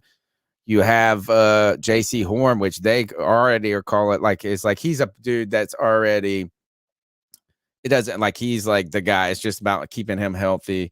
I'm sure they want Devonte Jackson. I think this defense could be okay or bad. That's what I'm a little worried about. Is we don't even have really a ton of answers at linebacker. Where actually, do we have any position group on the defense that we feel better about than the offense? I don't know. I mean, if you want to talk about our defensive backfield, there's so many questions about injuries when it comes to JC Horn and Dante Jackson. Are they going to be able to stay healthy? Many people are not down with CJ Henderson. I agree with Sideshow. Safety is a solid position for us right now, but again, that's 2 to 3 players. Yeah, I don't know, man. That's a good question. we've invested a lot on defense, but we're gonna need some players that are not named players right now to come up and make themselves known and be a producer on this team. Right now, and I don't know where this list came from. I just grabbed it off of Twitter. I saw someone had ranked the secondaries in the NFL. They have the Carolina Panthers at 18 with Horn, Jackson, Henderson, Keith Taylor, Stanley. Are these players still on the team? Stanley, Thomas, Oliver? I didn't even know that. Was that like last? Is this like last? No, this is the new list because Jalen Ramsey, Xavier Howard, Kadir Cam. This is the right listing for the Dolphins. I guess this Panthers team right now is built from back to front, and you're gonna really need. I don't know. I really hope that this defense. We got to hope that the mastermind Ejiro Evero is there and that he can make kind of chicken salad out of chicken shit in a certain way. All right, Cody, that's it. Really, there's really nothing else to talk about when it comes to, man, we could have played this other. I mean, it's like, look, as they're trying to figure out who they've got on the other side of Brian Burns. We have one more Ejiro Evero clip. Okay. It's only 49 seconds. Let's just play that. And then we can get into some calls. It's technically and fundamentally than they've done in the past. And we're really just focused in on that. We're not worried about depth charts or anything like that. We're just trying to get better. And it really doesn't matter, even if you're a solidified guy like Brian Burns and JC or somebody that's, trying to fight to make the team. Like, the only thing that we can all control is just getting better and being the best versions of ourselves. And so that's all we're emphasizing and working on. And, as we work through, those things will sort itself out. Do any of those guys seem more natural in that process than others after making some degree of transition? They're all doing a really good job. They're all working hard. They're all getting better. We've seen great improvement from the first day of that first time we went on the field for the veteran minicamp till now. So there's been a lot of ground covered, and so we're just got to keep doing a lot. All right. Again, I mean, kind of a little more of the same. Yeah. The defense is an unknown. It's going to be, it's that's where I'm saying is like, we kind of mentioned, or you guys, and I would say that you are kind of guilty of this a little bit too, is saying that the offensive line, because it was good last year, is going to be good this year. Right. And I think it's just like, yeah, it was a strength, but will it continue to be a strength? I don't think we have a reason to believe that the offensive line is going to go backwards, right? So I think it is reasonable to say we've added enough to the rotation. As long as these injuries, we can work through them, and it seems like these guys are, it should continue to be at least where it was, maybe better as you see players get more experience. But this is one of those things that for the defense, just because it's been better than average or average of it, like, we got a lot of unknowns here. Defensive, a transition in system, new players, new all of this, and we're just gonna have to see it, man. Before I can tell you anything. You can also tell in the way coaches answer, in the way that they give their answers. Like, how you said earlier, they're still trying to learn the names of everyone on the team, let alone knowing what player is going to fit in where. A lot of people are doing their far too early roster projections. I think it's way too early to do any of that stuff right now. There's just so many unknowns when it comes to how our linebacker position is going to look. We haven't even mentioned that. Yeah, I want to see Brandon Smith really bad. I love his athleticism. I love his sideline to sideline ability. And that's another player where we don't even know if he's going to be a starter or if they're going to have him riding the bench. Is Shaq Thompson going to be an inside linebacker? Just a lot of unknowns right now. A lot of unknowns, and you can tell. Yeah, agreed. All right, let's go ahead and get into the cat calls. The number is 252-228-5098. We want to hear your thoughts on these OTAs. Bryce Young's size and what you think about this defense. Chicken salad, chicken shit, or some ingredients to play with. Let's go ahead and jump into these calls. So what are your thoughts on catcalling? Yeah, it's pretty. You shouldn't do that to somebody. And how did that make you feel? Very uncomfortable. So how do you think catcalling makes the person feel? It feels good, like. Who's that cat sitting in the back corner with his face buried in the snow? Who's that kid that can use one?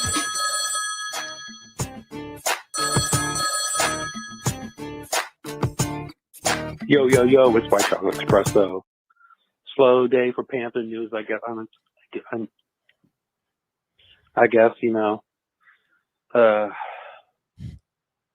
I've been pushing this thing, this narrative. I guess, not a narrative, agenda. It's the word I'm looking for. I want Clowney on this team. Jadeveon Clowney. To me, he is a must, and we can get him cheap. Cody, I sent you the PFF scores. I sent you, his stats and everything. Pull them up. Show the people. And tell me y'all don't want this man on your team. Or we don't need him. The dude is a run-stuffing defensive end. He does everything that our DC wants. He's played outside linebacker. He's played defensive end. He's played a 3-4. He's played a 4-3. He's very versatile, which is what we like here. And last year he signed with the Browns 1 year, $11 million. We can get him cheaper. And by the way, 2 years ago, had more sacks than Brian Burns. And better rushing defense and pass defense. So, pull it up, Cody. Peace. So he's shared a lot of stuff here. He's showing Brian Burns' 2021 season stats compared to Clowney in 2022. And I mean, again, if you're going by PFF, he did have some decent numbers overall in run defense and pass rush. Again, 3 sacks. I mean, it's not a ton of production. Than the year before, 2021, he had 11 sacks. That would have been tied for 11th in the NFL. I mean, I don't know, man. I guess you could do worse than Jadeveon Clowney. I worry that he's a little bit injury prone. It would help though. I think who cares? He's way better than any of the things that we got right now. I think that's the real point here. Is like, yeah, we're not talking about building around him for the future. We're talking about getting through this season. The question is, do you want to take out the rental, the short-term lease, which with Clowney, he's made a bunch of money in his career, so you could go and get that, or do you want to? Do you go desperate? I almost feel like that would probably be the safer route than paying Yannick or somebody else. And because that's going to cost. If he's going to end up being cheaper, then yeah, I'm for it. Who cares if it's $10 million? Who really cares if it's $10 million? If we have the money to do it and cover it, as long as it doesn't affect us into the problem with salary cap is not overpaying somebody on 1 year. It's paying them where it catches up to you the year after. So fuck it. If we got $12 million, I'd rather, instead of saving $12 million and getting 3 players that suck, than get 1 player that we think might make an impact. Yeah. Hey, former number 1 overall pick in the draft.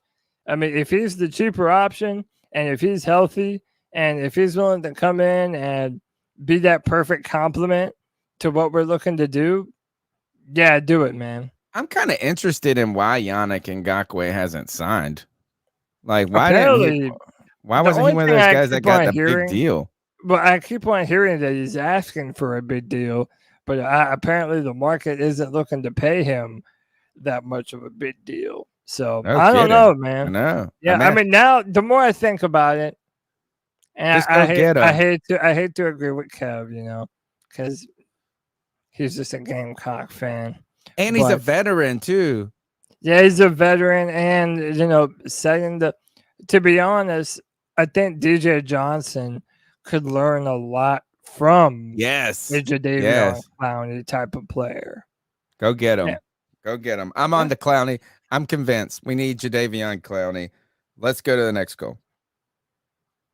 What's up, man? This is JC, longtime listener, the first time caller. What's up, Longtime JC? Panther fan. I actually host a college football show talking about West Virginia football, kind of similar to what you guys do for the Panthers. But I grew up in Statesville, like from the 90s to the early 2000s. So I've been a Panthers fan since the jump, really, though. But I moved to West Virginia in my teenage years. But anyway, I had to call in for the first time because I've seen recently that we're giving a camp invite to Gary Jennings from the XFL Battlehawks.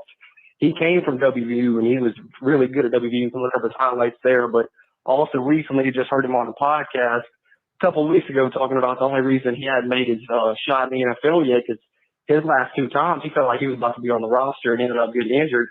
So he said if he gets another shot, he feels like he's really ready to make an NFL roster. And they were talking about the trick play that he scored on for the Battlehawks. He had the highest speed that was not only in the XFL document of that season, but would have been the highest speed at the NFL level too last year. So he's really gotten a lot faster since his time at WVU. And I know we got a lot of bodies at wide receiver, but I'm telling you guys, watch out for Gary Jennings to maybe make the roster because he can play special teams too. But I appreciate all you guys do. Keep pounding. Let's fucking go Panthers. Bryce Young, Rookie of the Year. Hey, Rookie of the Year. I like that.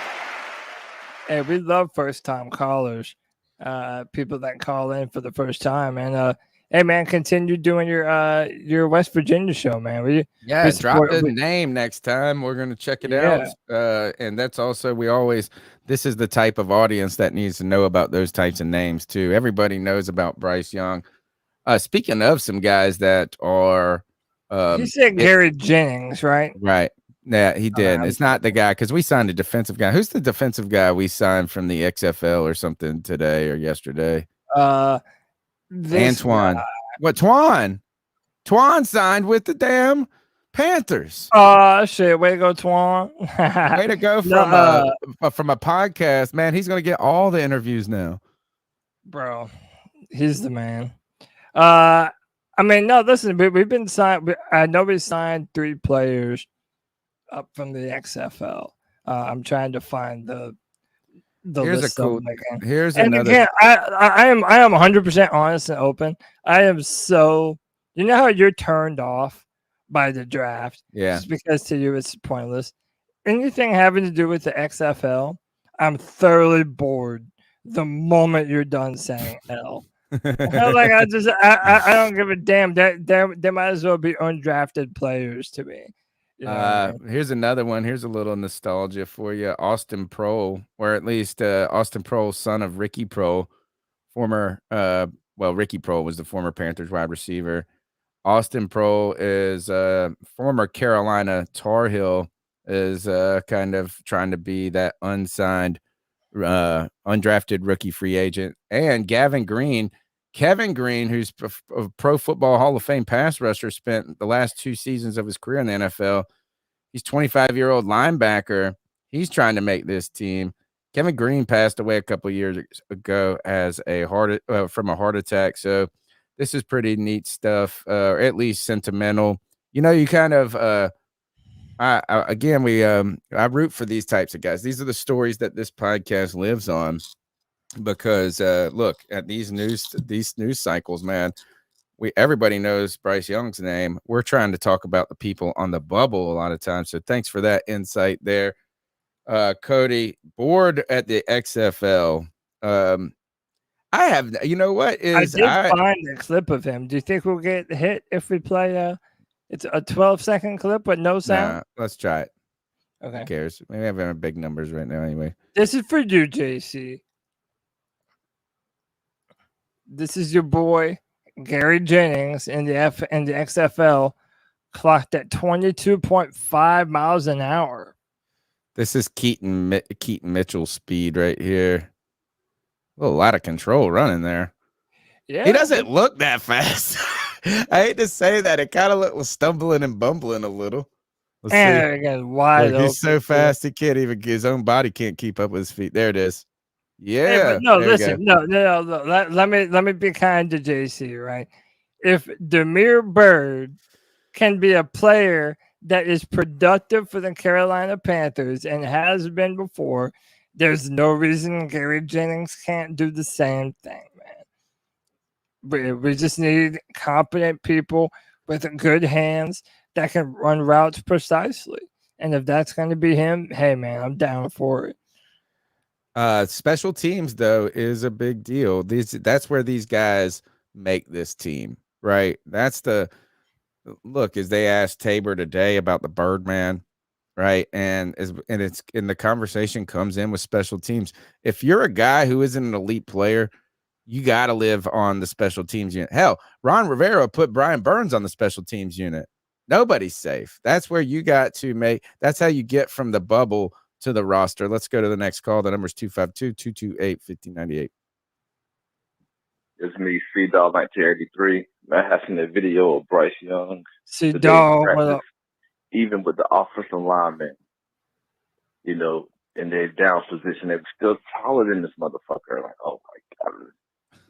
Just, when they even had a little black Adam Scheffner app on Facebook, whatever. I mean, I don't know. This dude is so fucking miniature, man. Like the fucking leprechaun out there. I don't know what the fuck he's telling me. He come out and prove me otherwise. I'll shut the fuck up.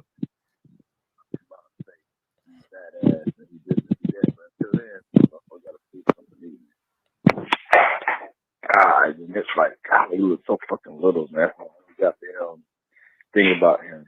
You know, but besides that, we will see. Anybody that's going to the week 1 game in Atlanta, I'll live in Atlanta. So you will hang out with C-Dog 1983. Got that fuck with me. You know what I'm saying? Anytime you come in here, make sure you hit the like button. Make sure you subscribe to the great fucking content. Your boys go live every Friday. And they go live before the game, and they have the game simulations on Saturday. That's it. That being said, everybody have a great fucking weekend. Keep pounding. Good night. Keep pounding. We'd love to see Dog. You're the homie. I harken back to what I said earlier, Tony. There are fans that are within their right, especially after everything that we've been through, to hold their reservations until they see Bryce Young prove it in the NFL. And that's just the nature of the beast. I'm a believer. I think that we're going to put a good enough offense around him where Bryce Young is going to be able to thrive and hit the ground running. Josh Klein put out a tweet during rookie minicamp. This wasn't put on video, but Bryce Young was already making tight window throws downfield, even to just the backups, you know, the undrafted free agent players. So again, that's what I said to you earlier, Tony. I want him to prove everything to us. I don't even want us to put him in this box of he's going to be a short little dink and dunk quarterback, because that's probably not going to be true.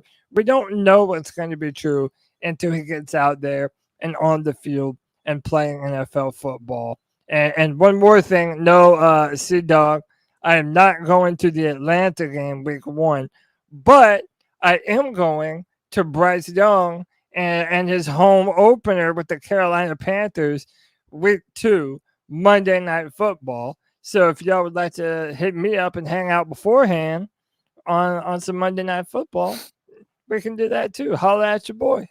All right, next call. What's up, C3?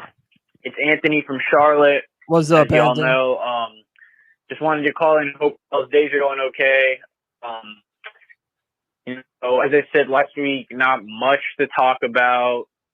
Hopefully, you know, what I'm trying to say is, last week I called in saying that this is kind of the period of time where there's not that much news to talk about because it's in between it's after the draft, but it's before training camp, and at least so we'll be able to see some more content of players running around. I know they won't be in pads or anything, but it'll still be cool to get that content.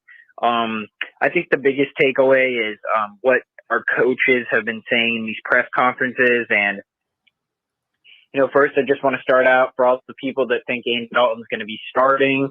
Thomas Brown came out today and said that Bryce Young is taking some reps with the ones already. Besides Andy Dalton, it's clear that he's going to be the starter.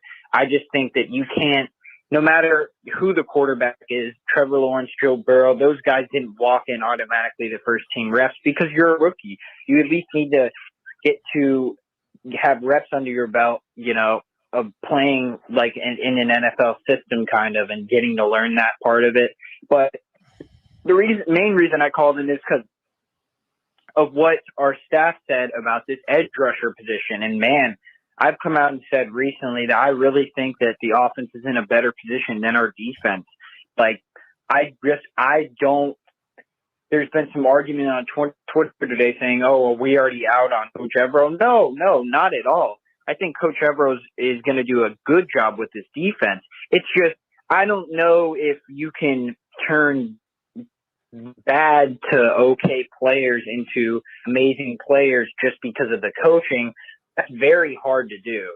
I know Bill Belichick's great at doing that, and because he's always been a defensive coach, that's the one thing I'll give him credit for. But I don't know if Evero's at that tier. What I'm getting at is that we still need to sign a veteran edge rusher. I think we really do. Hopefully, Scott Fitter and company is waiting till the market goes down for these prices for these guys, because Evero said today, yeah, we Mr. Burns and a bunch of guys that are working at it for the position. Like, a bunch of guys isn't going to cut it this time around like it did last year. I don't want our defensive unit to be ranked 20th in sacks and pressures, because then you're putting a lot of pressure on J.C. Horn in the secondary. And to be honest, all the Panthers teams that we've had that have been great have had strong, dominant defensive lines. So I just wanted to give your thought. Yeah, I think it cut him off. Yeah, we just got done saying that, Anthony. Tony, we were saying this at the end of the year last year, that we needed more edge help. And I do like what you're saying right there. Maybe Fitter is waiting until literally the last moment. And to be honest, he still has time. Yeah. As long as they are there before the start of training camp, then I think we're good. Well, according to Ndamukong Suh, he's not even going to a team until after training camp. He said, I don't want nothing to do with no training camp. I've already done them. Can you blame him? I know, it's awesome. But yeah, right, this team is invested a lot on where has all the investment has been on the offense and the coaching staff right now. Yeah. It's fine. Like, hey, look, let's see what they can do. Let's see what they can do. Can you take a mid-tier defense and make them, man, if this is a defense that finishes in the top 20, I'm going to be happy. Or maybe not happy. Maybe that's not the right. If we're a top 15 defense, I'm going to be like, hell yeah, this guy's awesome. We'll see. Yeah. We'll see. Yeah. There's a lot of question marks on the defense. There's a lot of players that we're rooting for. You mentioned Brandon Smith. Some people, look, Amari Barno. It's just like we don't know what any of these guys are. And we'll see.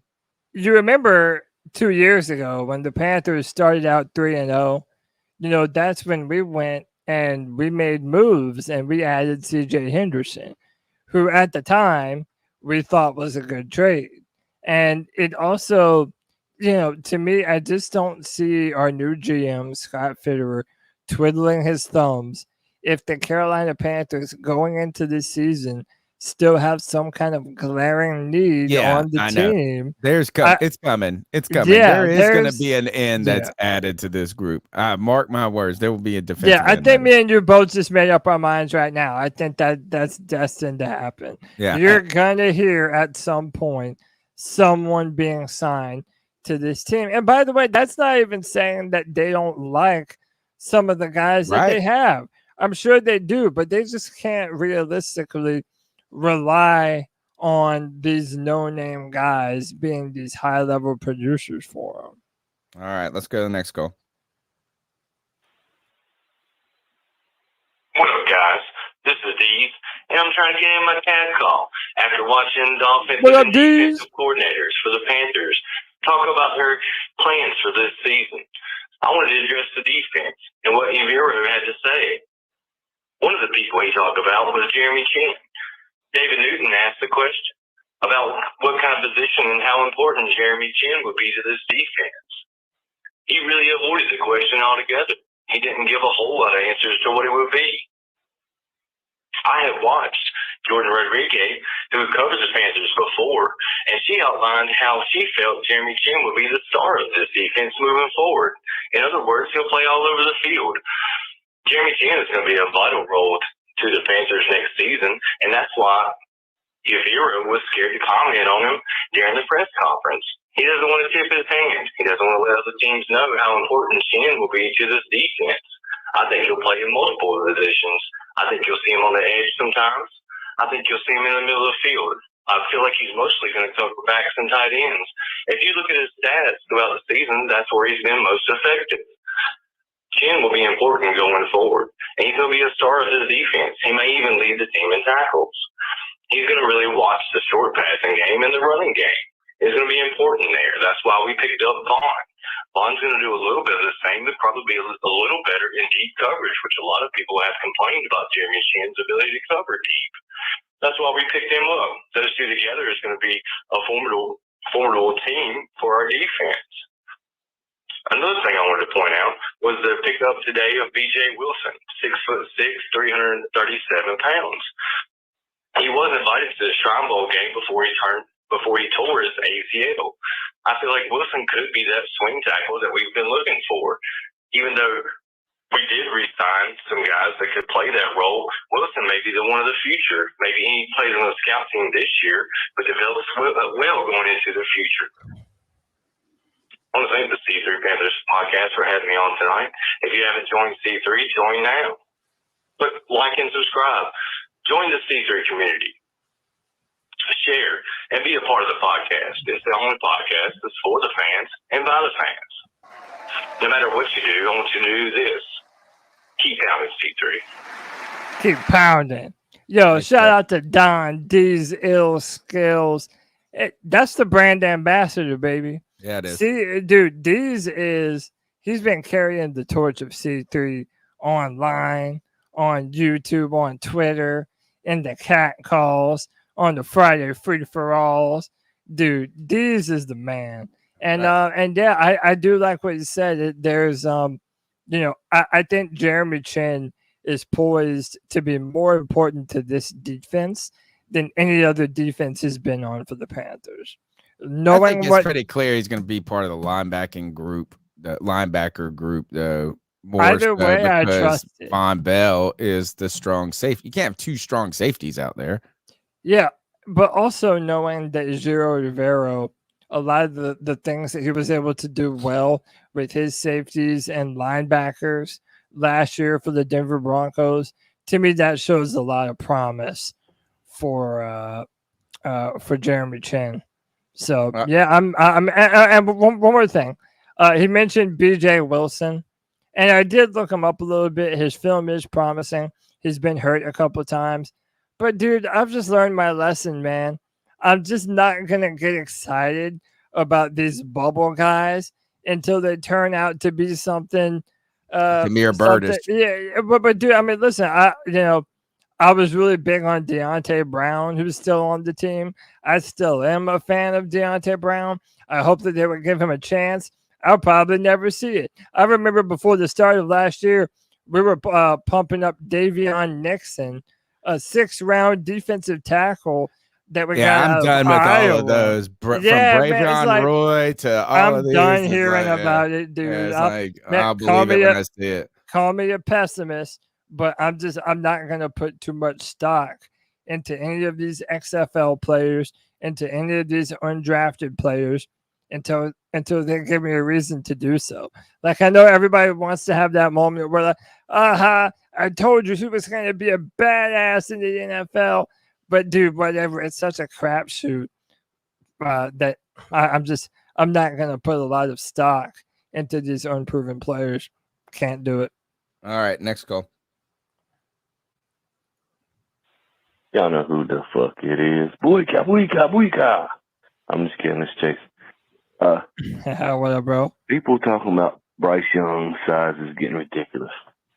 He's 5'10", 195 pounds. He's the size of an average grown man. I mean, literally average size. Maybe a little thicker than average. Average man is 5'9", 170 pounds. Google it. People talking about like he's like less than 5 foot tall or something and like 90 pounds or 60 pounds. Dude, just average size. Just because he's not an athletic freak size guy doesn't mean he's not going to work. Come on now. Get out of here with that shit. And, Tony, please don't make me sad and not be able to listen to the podcast on streaming services tomorrow or Thursday. It really broke my heart last week. I got it up. It forgive you and just I took love 2 you days. anyways. 3 days now. People depend on it, man. I know, man. I know. We're a part of their daily life or their weekly schedule, man. They got to have their C3 Panthers podcast. True. All right. Looks like the last call of the night. Hey, what's up, fellas? The Real AP here. I just tuned in a few minutes ago, and we're missing 2 of the dudes, man. Bat Daddy and CK. Greg. But anyway, I hope those dudes are doing all right. Goat problems when did we as and fans baby become problems. It's all good. coaches and GMs and everything else and players? I know some of us have played football up to the college level, but we've not been in this position before. The Panthers have not been in this position before. And so I'm going to stick by them, man. I mean, look at the coaching tree. They obviously, hopefully, know what they're doing in drafting these cats. I mean, so I'm just, hey, like Rule said, trust the process. Maybe now we can really trust the process and let these guys get after it, man. And they got, like I said, good coaching tree, and we can get after it. And hopefully in the next year or two, I'm not calling for big things this year, maybe 7-10, 8-9, man. That's what I'm looking at. But the next year, when we start building, I mean, geez, man, these people come here for a reason, and they believe in something, and they're believing in keep pounding. And that's all I'm preaching right now, is to keep mofo pounding. Peace. Yes, sir. Keep pounding. Hey, man, look, we have our time to bicker amongst each other, but it's going to get close to game time, man. And it's going to be Panthers against the fucking world, you hear? And it's going to be time for Panthers fans to come together and really jump on this bandwagon, dude. I'm going to continue to say it. Bryce is going to have every detractor coming at him from left and right. So that's our little dude now, bro. That's our little bro. I'm always feeling protective over him. And you know what it is, Tony? There really is a lot of fans of other teams. Maybe it's just because I'm on Twitter more than I probably should be. But there's a lot of fans of other teams that really feel like the Panthers are just the butt of every joke. Like they think that we're just we're a walking joke, and that Bryce Young is a midget quarterback about to be collapsed by NFL offensive linemen. So I'm pulling for my dude, man. I'm pulling for Bryce. Of course we are. Of course we are. And that's the thing, is we're all on board with him. And look, we're supposed to be the butt of opposing teams' jokes, particularly NFC South. They're the butt of mine, right?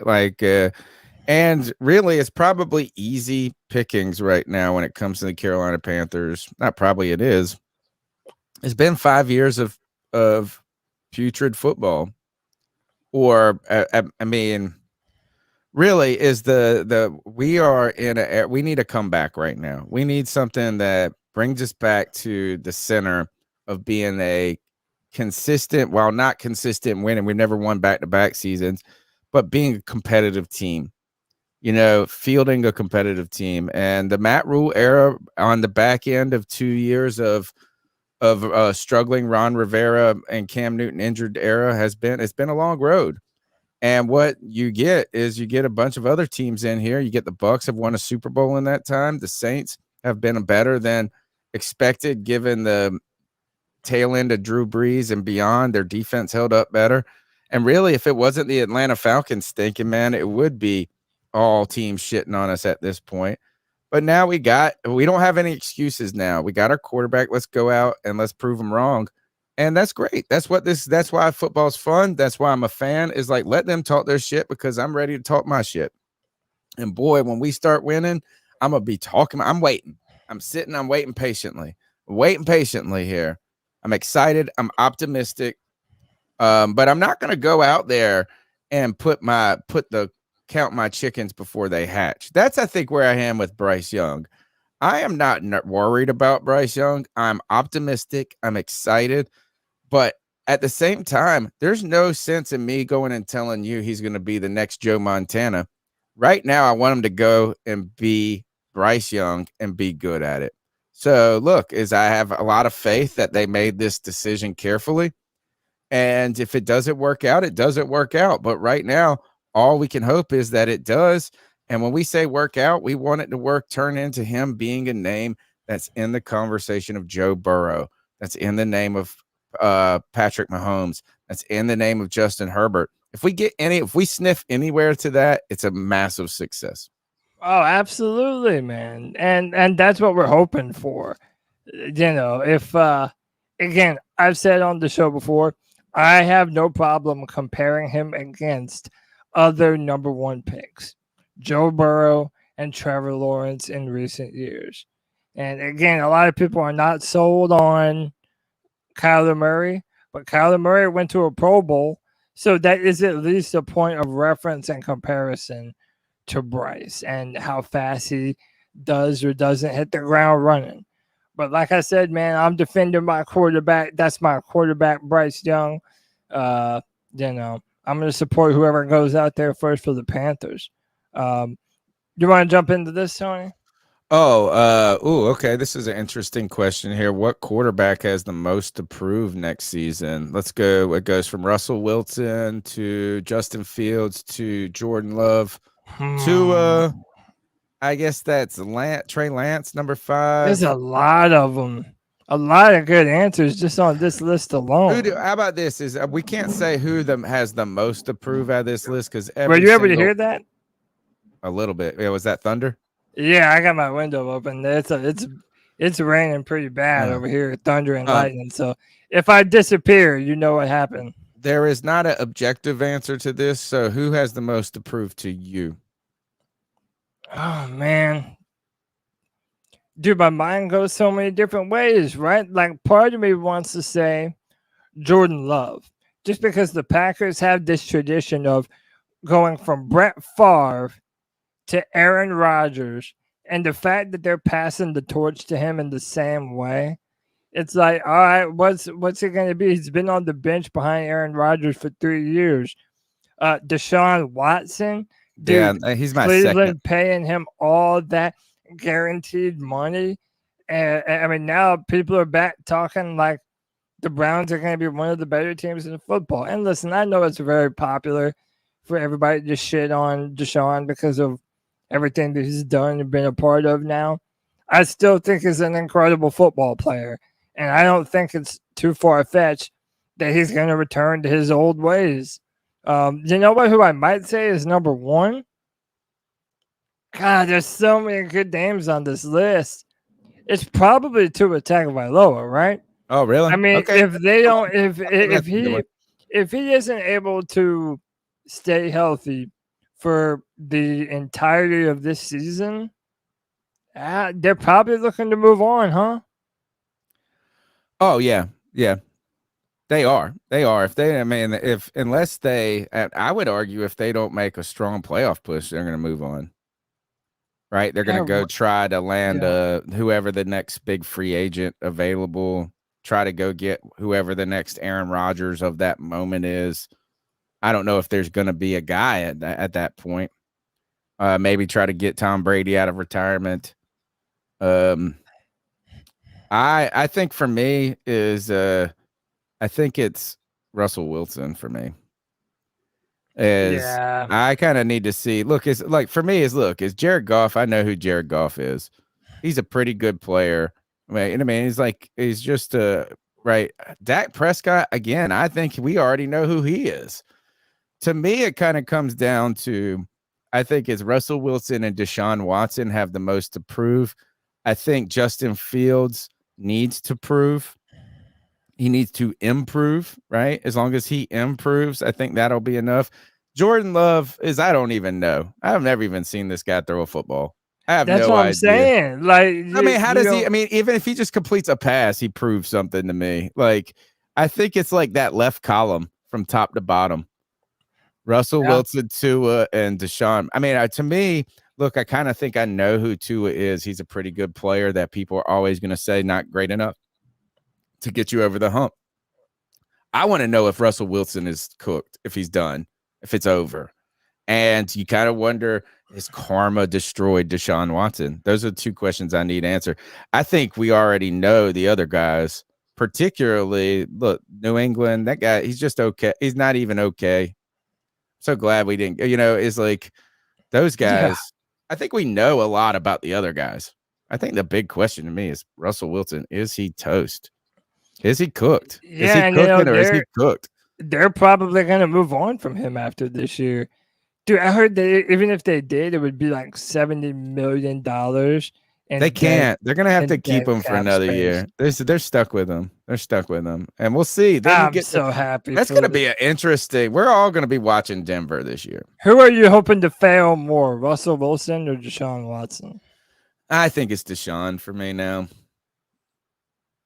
And I hate Russell. I've always disliked Russell Wilson, but I've learned I didn't dislike Deshaun Watson until he just invaded my life so much with because it was part of our podcast for so long. I'm just irritated every time I hear his name now. Dude, I'm so salty about Super Bowl 50.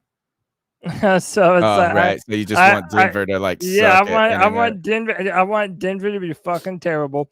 And how about this? If Russell Wilson has a bad season, so does Sean Payton. Yeah. I mean, I'm just kind of interested to see. I'm interested in that Denver. Like, do we get to really see? Now we get to really see is Sean Payton the mastermind everybody said he was? Oh, how about what if he's a letdown? Man, but he's going to be there longer than Russell Wilson would be. What about Trey Lance? Do you think it's going to be Sam Darnold in San Francisco? I almost feel like Trey Lance is probably third in the lineup. Sam Darnold, then Brock Purdy, and then Trey Lance. Yeah, and I would not. I know. Maybe have you seen Trey Lance's hairline? It's so bad, dude. It's weird. Like a 20-something-year-old dude. It's weird. That hairline is. Somebody needs to tell him that we lifted the COVID restrictions because his hairline is social distancing from his forehead, bro. He needs to just shave it. He needs to shave his head. He needs to shave. He got, the joke is you got when somebody has a big forehead, you say they got a 5 head. He got like a 27 head. That thing, it just keeps going. Like his hair starts where my earphones are at right here. Across the top, like that's where his hair starts. It's wild, and I wouldn't be surprised. Look, I wouldn't be surprised if Sam Darnold's comeback player of the year, dude. I know, Tony, dude. So many Panther fans want to shit all over Sam. Dude, I think him being on a good football team with Kyle Shanahan, dude. Oh God, people aren't. I would put some money on it right now. Like I would go ahead and take that. Like I would go ahead and put $5. I'm with you. Put $5 on Sam Darnold comeback player of the year. All right, is that all we got before we hit the news? No, that's all. We got the news. Yep, let's hit the news bumper. If I can find it, we need to clean this up. There's like a million different bumpers now that we don't use. Okay, I got it.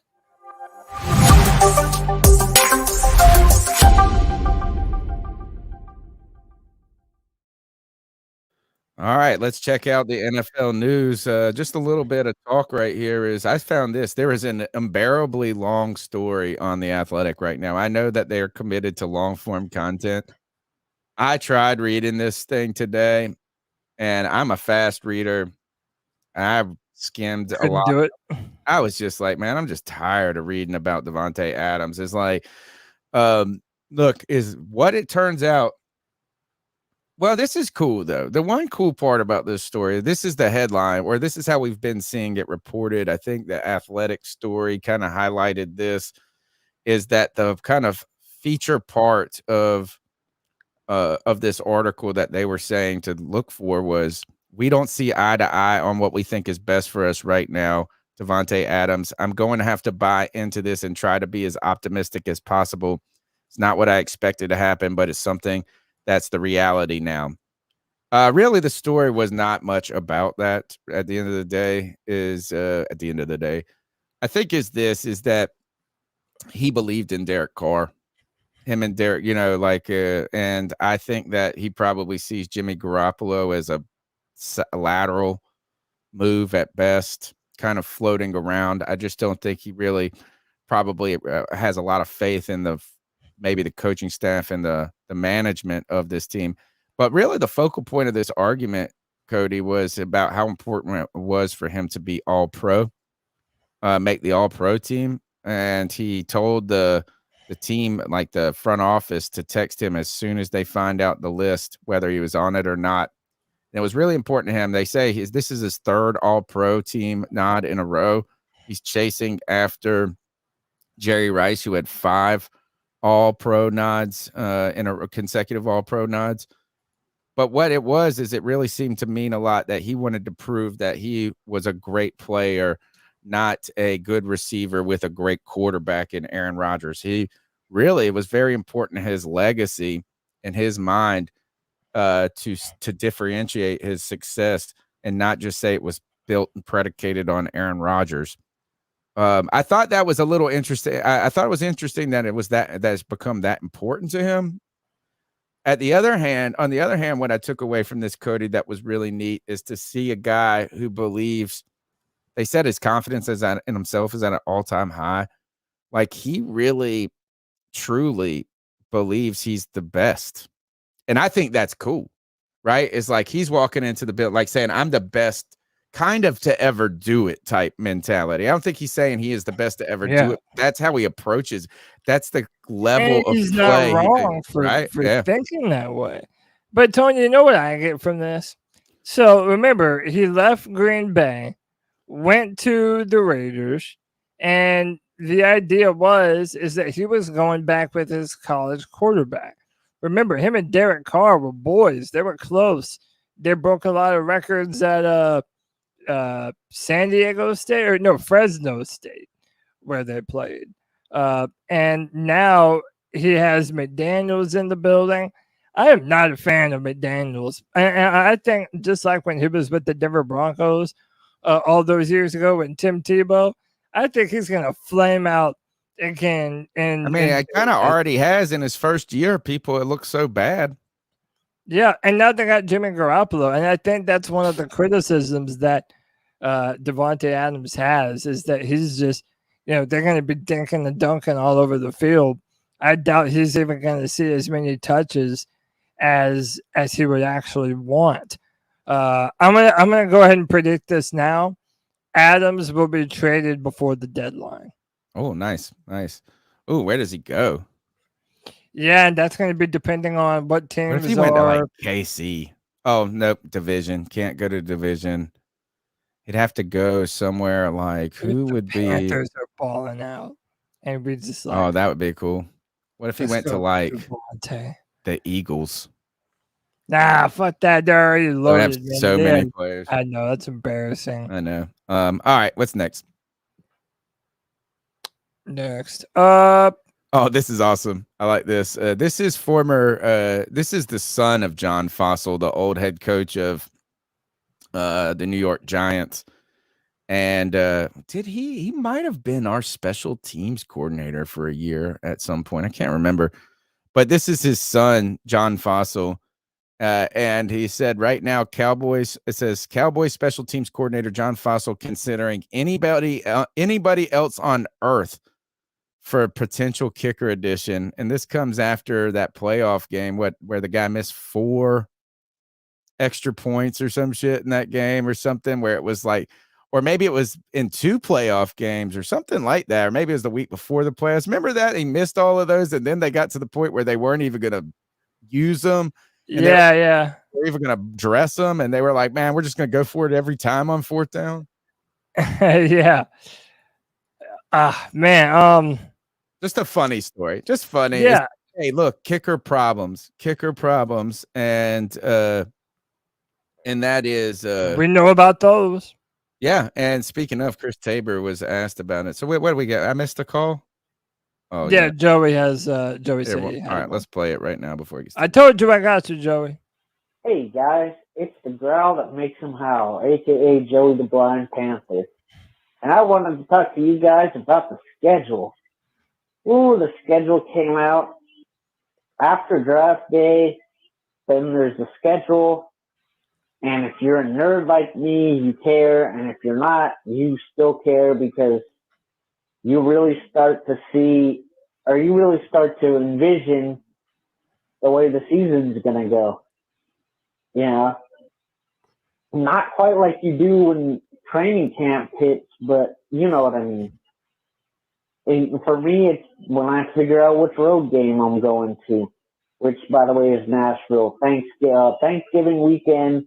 The weekend after we play the Cowgirls at Bank of America Stadium, assuming it keeps its name, that's going to be fun, although annoying because the Cowgirls fans are going to be taking up all our parking, drinking up all our beer, eating up all our food, and David Tepper's not going to give 2.5 shits because he's going to be making a bunch of money. But aside from that, I wanted to ask you guys about the primetime games. I had a feeling that we were going to play Chicago in primetime because Chicago, they love putting Chicago in primetime because obviously it's a big market, you know. They love putting it in primetime, or putting the Bears in primetime. I figured we were going to go in one of those primetime slots because of the, you know, number 1 pick and DJ Moore storyline and also PJ Walker. But the thing that shocked me is Monday night, the Saints in week 2. Yeah, baby. I thought we would get flexed into a Monday night game. I didn't think they'd give us one right off the bat. Oh, and how likely is it, in you guys' opinion, that we get flexed into either another 425 slot or another primetime game? I think if we're good, I think they're going to flex Houston or Jacksonville, or they're going to flex any AFC South team except Tennessee, because I don't think anyone's going to have much faith in Tennessee this year, but it could shock you. It's the NFL, anything could happen. But anyway, guys,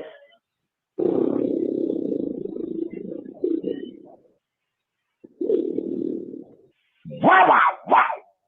Nice. The growl that makes them howl. We appreciate you, bro. And by the way, Tony, they can flex any game. No game is safe this season. Oh, nice. So that's a they cool game. Yeah, they used to have protected games. Nah, not no more. But even Thursday night football, they can flex those in a minute, which does suck. Imagine now you're, I don't know. That just seems pretty suck to all of a sudden you have a Thursday night matchup. I don't know. Oh, well, I mean, wouldn't it be flex though? A flex would just really put you from the 1 o'clock to the prime, like Sunday night or 4 o'clock in the afternoon, maybe. But yeah, it could screw up travel plans. That could be a big problem. Yeah. Man, going to NFL games is for the rich, dude. Oh yeah, and by the way, I want to go ahead and say this too. I want to be on record with this. I love the way our schedule opened up on the road at the Falcons, at home against the Saints.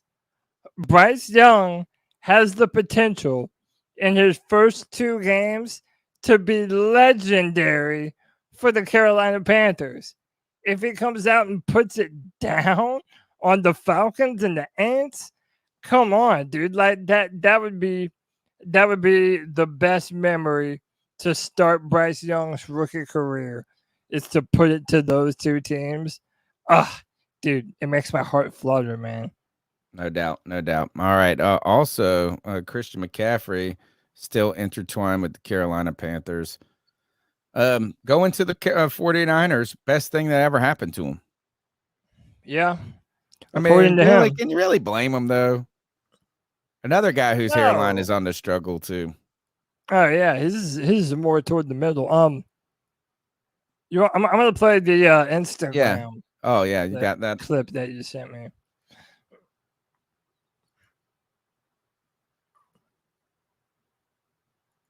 I was obviously fired up.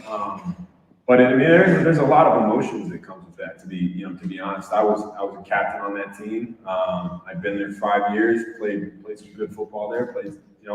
Was on a couple of good teams, was on some bad teams. But when you commit to a team and you're a part of something that's bigger than yourself, it's a lot of people are, in hindsight, I firmly believe it's the best thing that ever happened to me. But at the time, it was bittersweet, right? I mean, you're leaving.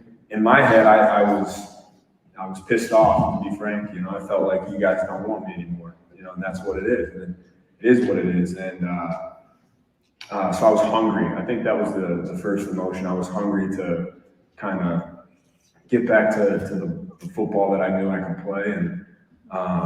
And then I stepped in the huddle, and you got, Deebo Samuel, George Kittle, Trent Williams, Brandon Ayuk. You got guys all over the place who can play. I felt like I was on a Pro Bowl roster, and I thought, man, this team can really be something. Not to mention they kicked our ass 2 weeks ago, so I didn't have to play against them, which was great. But no, I mean there was a lot of emotions that came at once, but I didn't have any time to really settle in because I got traded at 11:30 p.m. And there was, Yeah, it started over. All right. So, I mean, again, I don't blame him for any of the things that he said. And you know what? Like, we're not NFL players. If you still felt like you were a premier player in the NFL and you had been busting your ass for a specific organization and then they just traded you away, like us as fans, we look at it like, oh, well, he was a running back that we were paying a ton of money. And yeah, he was injured a lot. But if you're a player and you've been, Christian McCaffrey was the beginning, middle, and end of the Carolina Panthers offense for the past 3 years.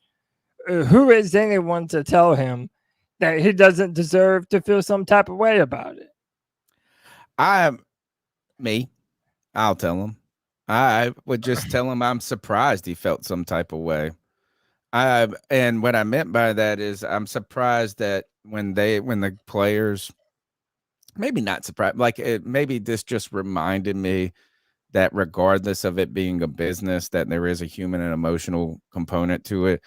I just figured this is Christian McCaffrey was wasting away in his mind, was a premier player on a bad team with a freaking coaching staff that was a bizarre mess, with a fan base that continued to talk about how important or how injury prone he was. And I thought that going to a team making a playoff run would be like, hey, this is good for everybody. And just an excitement, new place. I just was surprised it meant so much to him. That's what I would say. It's just interesting. He reminded me of it. I just assumed that it was more sanitary, that these transactions were more sanitary, like just pushing a trade through on Madden. And this just reminds you that regardless, and to me, surprises me that players have developed feelings for teams and organizations, honestly, because in some cases I've been told that like we overblow that crap and that they are just there to do a job, and it meant a lot to them. Yeah, I mean, maybe that's true for some people, but there again, I think one of the things that hit CMC the hardest was you build up a camaraderie with your teammates. Like at the start of the season, you feel like you embark on a mission with this specific group of guys, and you're going out there and you're fighting for something with the team. I don't think Kevin Durant feels that way. He's like, man, you know what I mean? Durant. I don't even watch basketball. Devonte Adams ready to go. I mean, I don't know. Aaron Rodgers ready to go. Ndamukong Suh not wanting to go to training camp. This is awesome. I mean, do you blame him? He said, I have no desire to be in training camp. Hit me after when you need me. I mean, he's like a fighter for hire now. Yeah. You know, A mercenary. If you need someone to disrupt and cause some havoc in the middle, you know my number. I think is that it? No, we got like 3 more. We can. Oh, really? Oh, yeah. Oh, you added these. Oh, I know. I forget. It's been in 2 hours, 3 hours. This was it. I wonder if this is because, well, look, every time a player comes up, we go, can he fit on the Panthers? Dalvin Cook, you know, kind of same draft class as Christian McCaffrey, by the way. You know what? And look, they just aren't going to be able to afford him anymore. The Minnesota Vikings said they're going to have to cut him, or they've been trying to trade him. Right now, they've been trying to trade him. I don't think they've been able to find any takers. And right now, I've heard that he could be a post June 1st cut or something. You know, I mean, I wonder if is there room in the Panthers running back room for another player, whether or not it's Dalvin Cook, but like, hey, you know, is Miles Sanders and these other guys enough, or would it help to have another reliable ball carrier on this team? I mean, I saw there were people pounding the drum for him to come to Carolina, but to me, it's kind of redundant, right? With Miles Sanders, I mean, hey, more talent is more talent is more talent, but yeah, I don't know, man. I mean, apparently they were trying to trade Dalvin Cook, and everything stalled. Like he was, they were gonna trade him, and then apparently there wasn't much of a market for him. I don't know all the details of it, but yeah, it is not a great relationship between Dalvin Cook and the Minnesota Vikings. Some people say he wanted to go to Buffalo and play with his younger brother. I mean, they could use him. They would, man. They've for sure. That would be incredible for them. Joe Burrow gonna break the bank. I mean, he's just gonna reset everything. Yeah. He said he's involved in contract extensions. He says, I'm pretty clear on what I want. What do you think that is that he wants? I would say the most. Well, I don't know. I went on Reddit, and they were saying that he was a part of what he was looking for was to make sure that the team had enough money to pay Jamar Chase and T. Higgins. I just saw that too, man. Say that again. Look, here, I found it. Okay. So Bengals quarterback Joe Burrow said having teammates who are due paydays soon are a focal point as he goes through contract negotiations. Well, I mean, that's interesting. You know, some of these players I think too are recognizing like, hey, man, I'm good enough to where I'm going to get paid regardless. And like, what if my value only goes up if we're successful? Yeah. And Jamar Chase was asked about Joe Burrow's extension. And he was saying about Joe, he wants to win. He's not a big guy on money. He wants to look out for the people around him and keep the team around him. And, you know, I mean, Tom Brady did this forever. If you do this right, you can make more money from endorsements and other types of deals than your actual NFL contract. You know what I mean?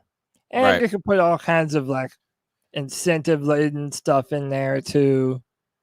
Yeah, I mean, hey, listen, if you're Joe Burrow, would you not want Jamar Chase and T. Higgins to be around you for the rest of your career?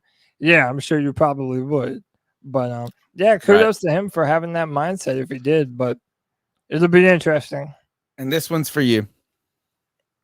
Oh, hitting dingers, huh? Yeah, Josh Allen gets out and into the batting practice, and is hitting them out of the park. Hitting dingers. Yep. So hey, I think I like that's it. Josh Allen, man. I like the big, strong, strapping quarterbacks. You know, what can I say? Man? That should be it. All right. That's the C3 Panthers podcast, brought to you by CarolinaCatChronicles.com, where every Tuesday night we chop up the latest Panthers news and opinions from the fan perspective. We've got one last segment, the longest running segment on the longest running Panthers podcast. Now it's time to ice some fools up, Cody. Yes, sir. If I can find the... I know, I just went, look, I'm like, we're actually going to get done by 11:30.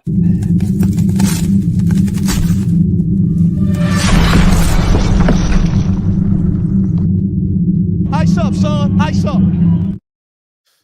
Ice up, son. It's our time to where we open the show up to things beyond just football, but where we pay our homage to Steve Smith and ice up everybody. Somebody's fair game, anybody's fair game. It's where we tell someone ice up, toughen up to get it together. And usually we have to tell multiple people because the world needs some ice. And my ice up sons first go to, we see this is one. Hold on. Here goes. Let me pull the headline up and show you guys. This is interesting, not interesting. Ice up to this teacher in Pulaski County, Tennessee, who was suspended after letting a student dress up as a grand knight in the KKK. It says a Kentucky teacher was suspended after allowing a Kentucky teacher. I thought Pulaski County was in Tennessee.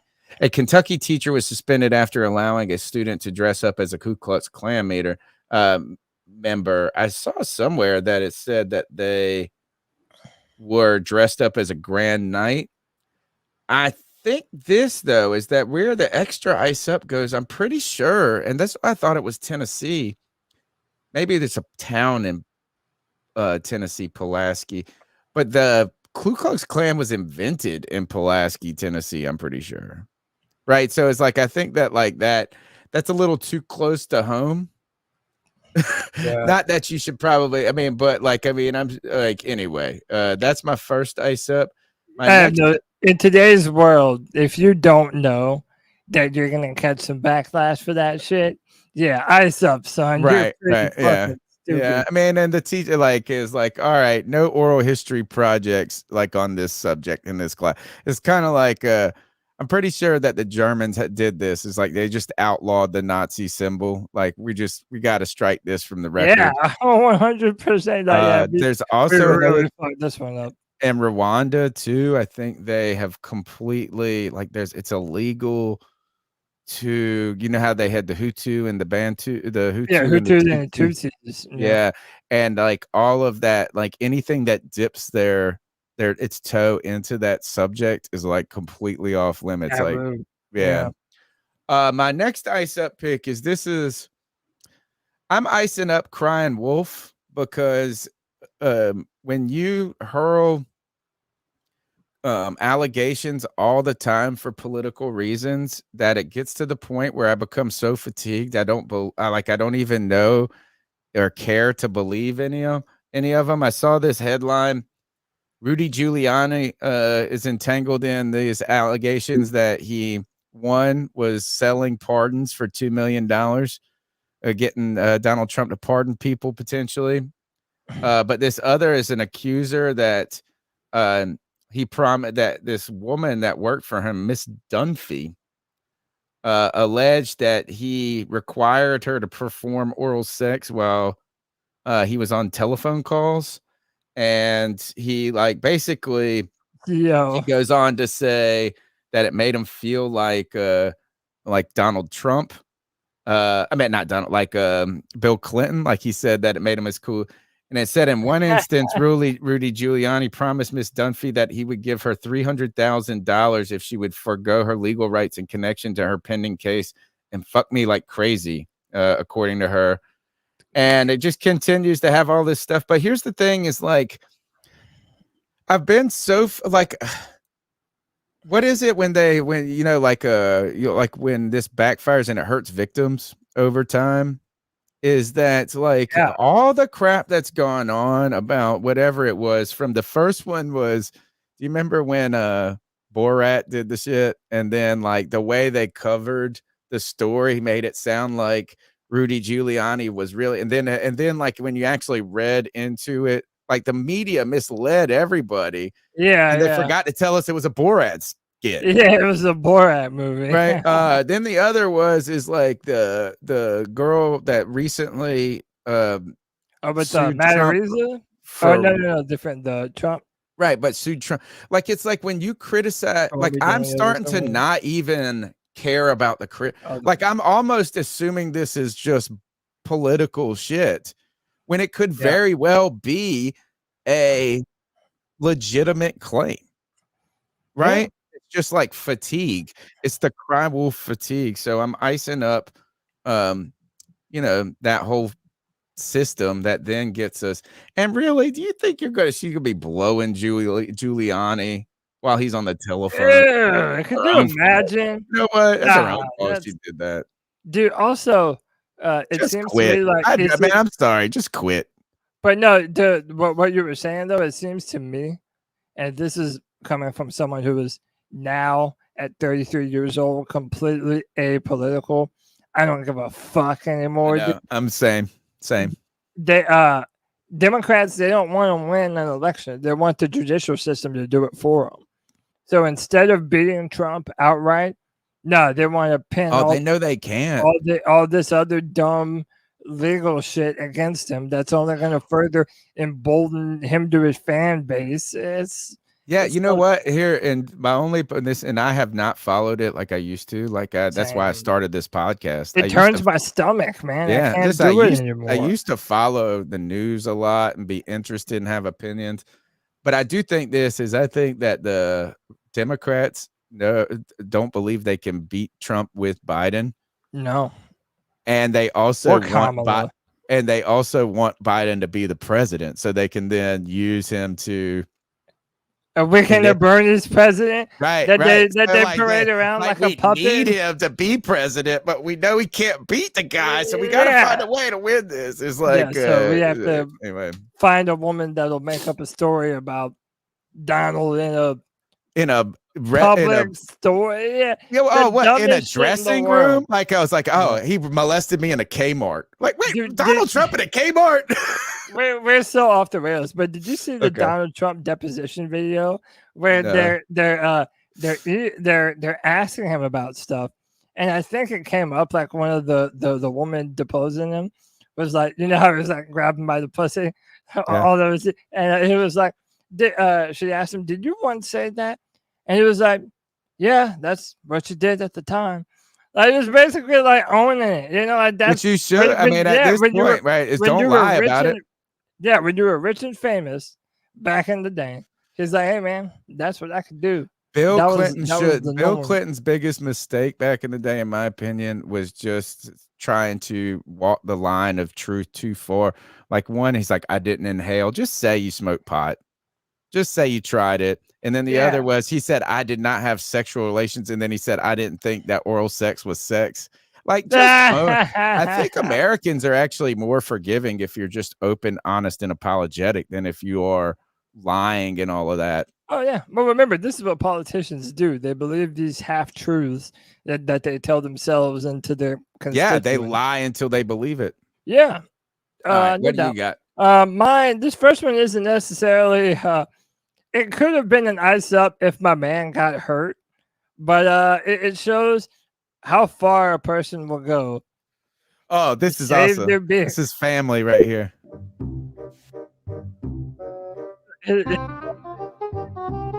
Oh, shit. One more time. They're fighting. He's trying to find the right moment. Like, oh shit! All right, home free. Which, by the way, I love. One of my favorite Twitter handles is the closed circuit. It's just all of these videos of random security videos around the world of like shit like that. So fun to watch. Yeah, like one of these. So I'm icing up life because, dude, life will come at you fast. Watch the absurdity of this video, bro. So they got this Chinese dude dubbing over it. So this old man just walking, minding his business. Boom! A cat falls from a power line, lands on his head, and knocks homeboy completely the fuck unconscious, right? Then check it out. Then a dog walks up to check on him, and the dog, for some reason, is wearing shoes. Like, just randomly wearing shoes, right? So then the dog is like, oh, man, that's fucked up. The dog realized what happened. He goes over to the cat, like, hey, bro, you're fucked up, man. What'd you do that for? He starts yelling at him, and the cat just bitch slaps him. I got one that's good. No, that's the whole video. Just that crazy chain of events. Boom. Knocks him out. Cat runs away. A dog randomly with shoes on is like, huh? What happened here? Why does the dog have shoes I on? know. Dude, I have no idea. He goes to confront the cat, and the cat says, get your bitch ass out here. I want you to this is the one that let's see if I can get this up here. This one made me laugh. Very something kind of similar to that one. This woman is hit by this tire. Can I not go? Oh, yeah. You seen this? Yeah, it hits. Look, she dodges the tire and then it's the back. Oh, dude, that's the worst luck ever. Oh, man. Oh, gosh. Oh, that one's rough. Right. I have one more. It's nice. It's not even a video. To the dog with shoes on. I know, dude. That's what I'm saying. Like, what world do we live in? UFC middleweight champion Ejiro Evero's ex-girlfriend is taking him to court for half of his wealth because they dated too long, and she supported his career. Thought be gone. Like, what are you talking about? She's not married to him. She doesn't have his children. He wasted the best years of my life. Yeah, dude, what are you even saying, man? Like, come on. Like, to this gold digging Jezebel, I'm gonna say, ice up, son. Ice up. This is why lawyers ruin the world, man.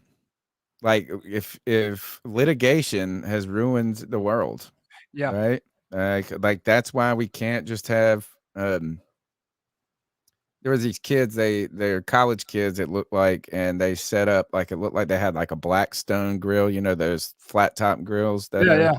Oh, those are. And awesome. these guys just set up shop outside in a parking lot of Food Lion, and we're just like making chicken sandwiches and making food and selling it, and like entrepreneurial spirit. But I was like, man, these mugs are gonna get shut down. But I mean, because like everything needs everything is so government heavy, and it's not. When we say government, that's just an easy way, but lawyers and litigation are a big part of that, right? I mean, like we've litigated the world. And the fact is that she's suing because she didn't make a better decision to not be with this dude. Yeah. Yeah, man. It's like, dude, but also think about that's my favorite fighter, by the way. I love Ejiro Evero there. The amount of time and training and dedication that he has put into his career. And she's like, this guy wouldn't drink with me. He wouldn't have sex with me before fights. I wasted all my time. How stupid, bro. How stupid.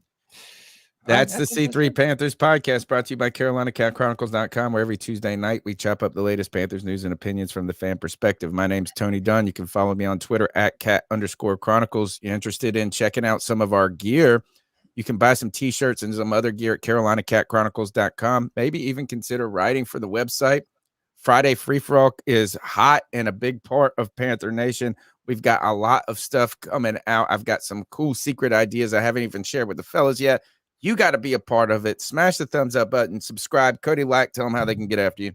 Yeah, man. Find me on Twitter at Cody Lack, CODYLAC. Every Friday at 7 p.m., the show that is for Panther fans by Panther fans. That's the Friday Free-for-All, where you can join the show via StreamYard and be a part of the action, just like Tony and I are doing right now. And yeah, we took last Monday off, but every Monday at 10:30, Desmond Johnson, and Monty Fetty do Embrace Debate Carolina Panthers. You can check it here on C3 Cat Chronicles and on Tobacco Sports Road Radio. Oh, shout out to the real AP. I'm pretty sure he said he's got a job interview tomorrow. Go ahead and get that job here. He said, hey, shout out AP. Give me a thesis. Well, the two things that come to mind first, I think you're talking about PCU, where he ruined it, where that guy, a great movie. It's like My Generation's Animal House. And he goes, what are you majoring in? And he's giving out dissertations to help these people that when his friend screwed up. And he goes, I'm majoring in Sanskrit. And he said, you're majoring in a 4,000 year dead language? Here, Latin, best I can do for you. That was his thesis.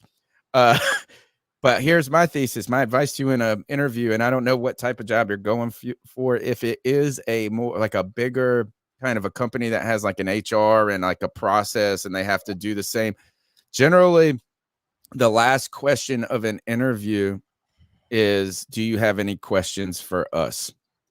And what my suggestion is to think about the position, think about the company, and develop a question that shows your interest in the company or the position beyond just you getting the job. I've been on a couple of these committees before, and they're like, so when are we going to find out? How much is the days? Like, it's very me-centric.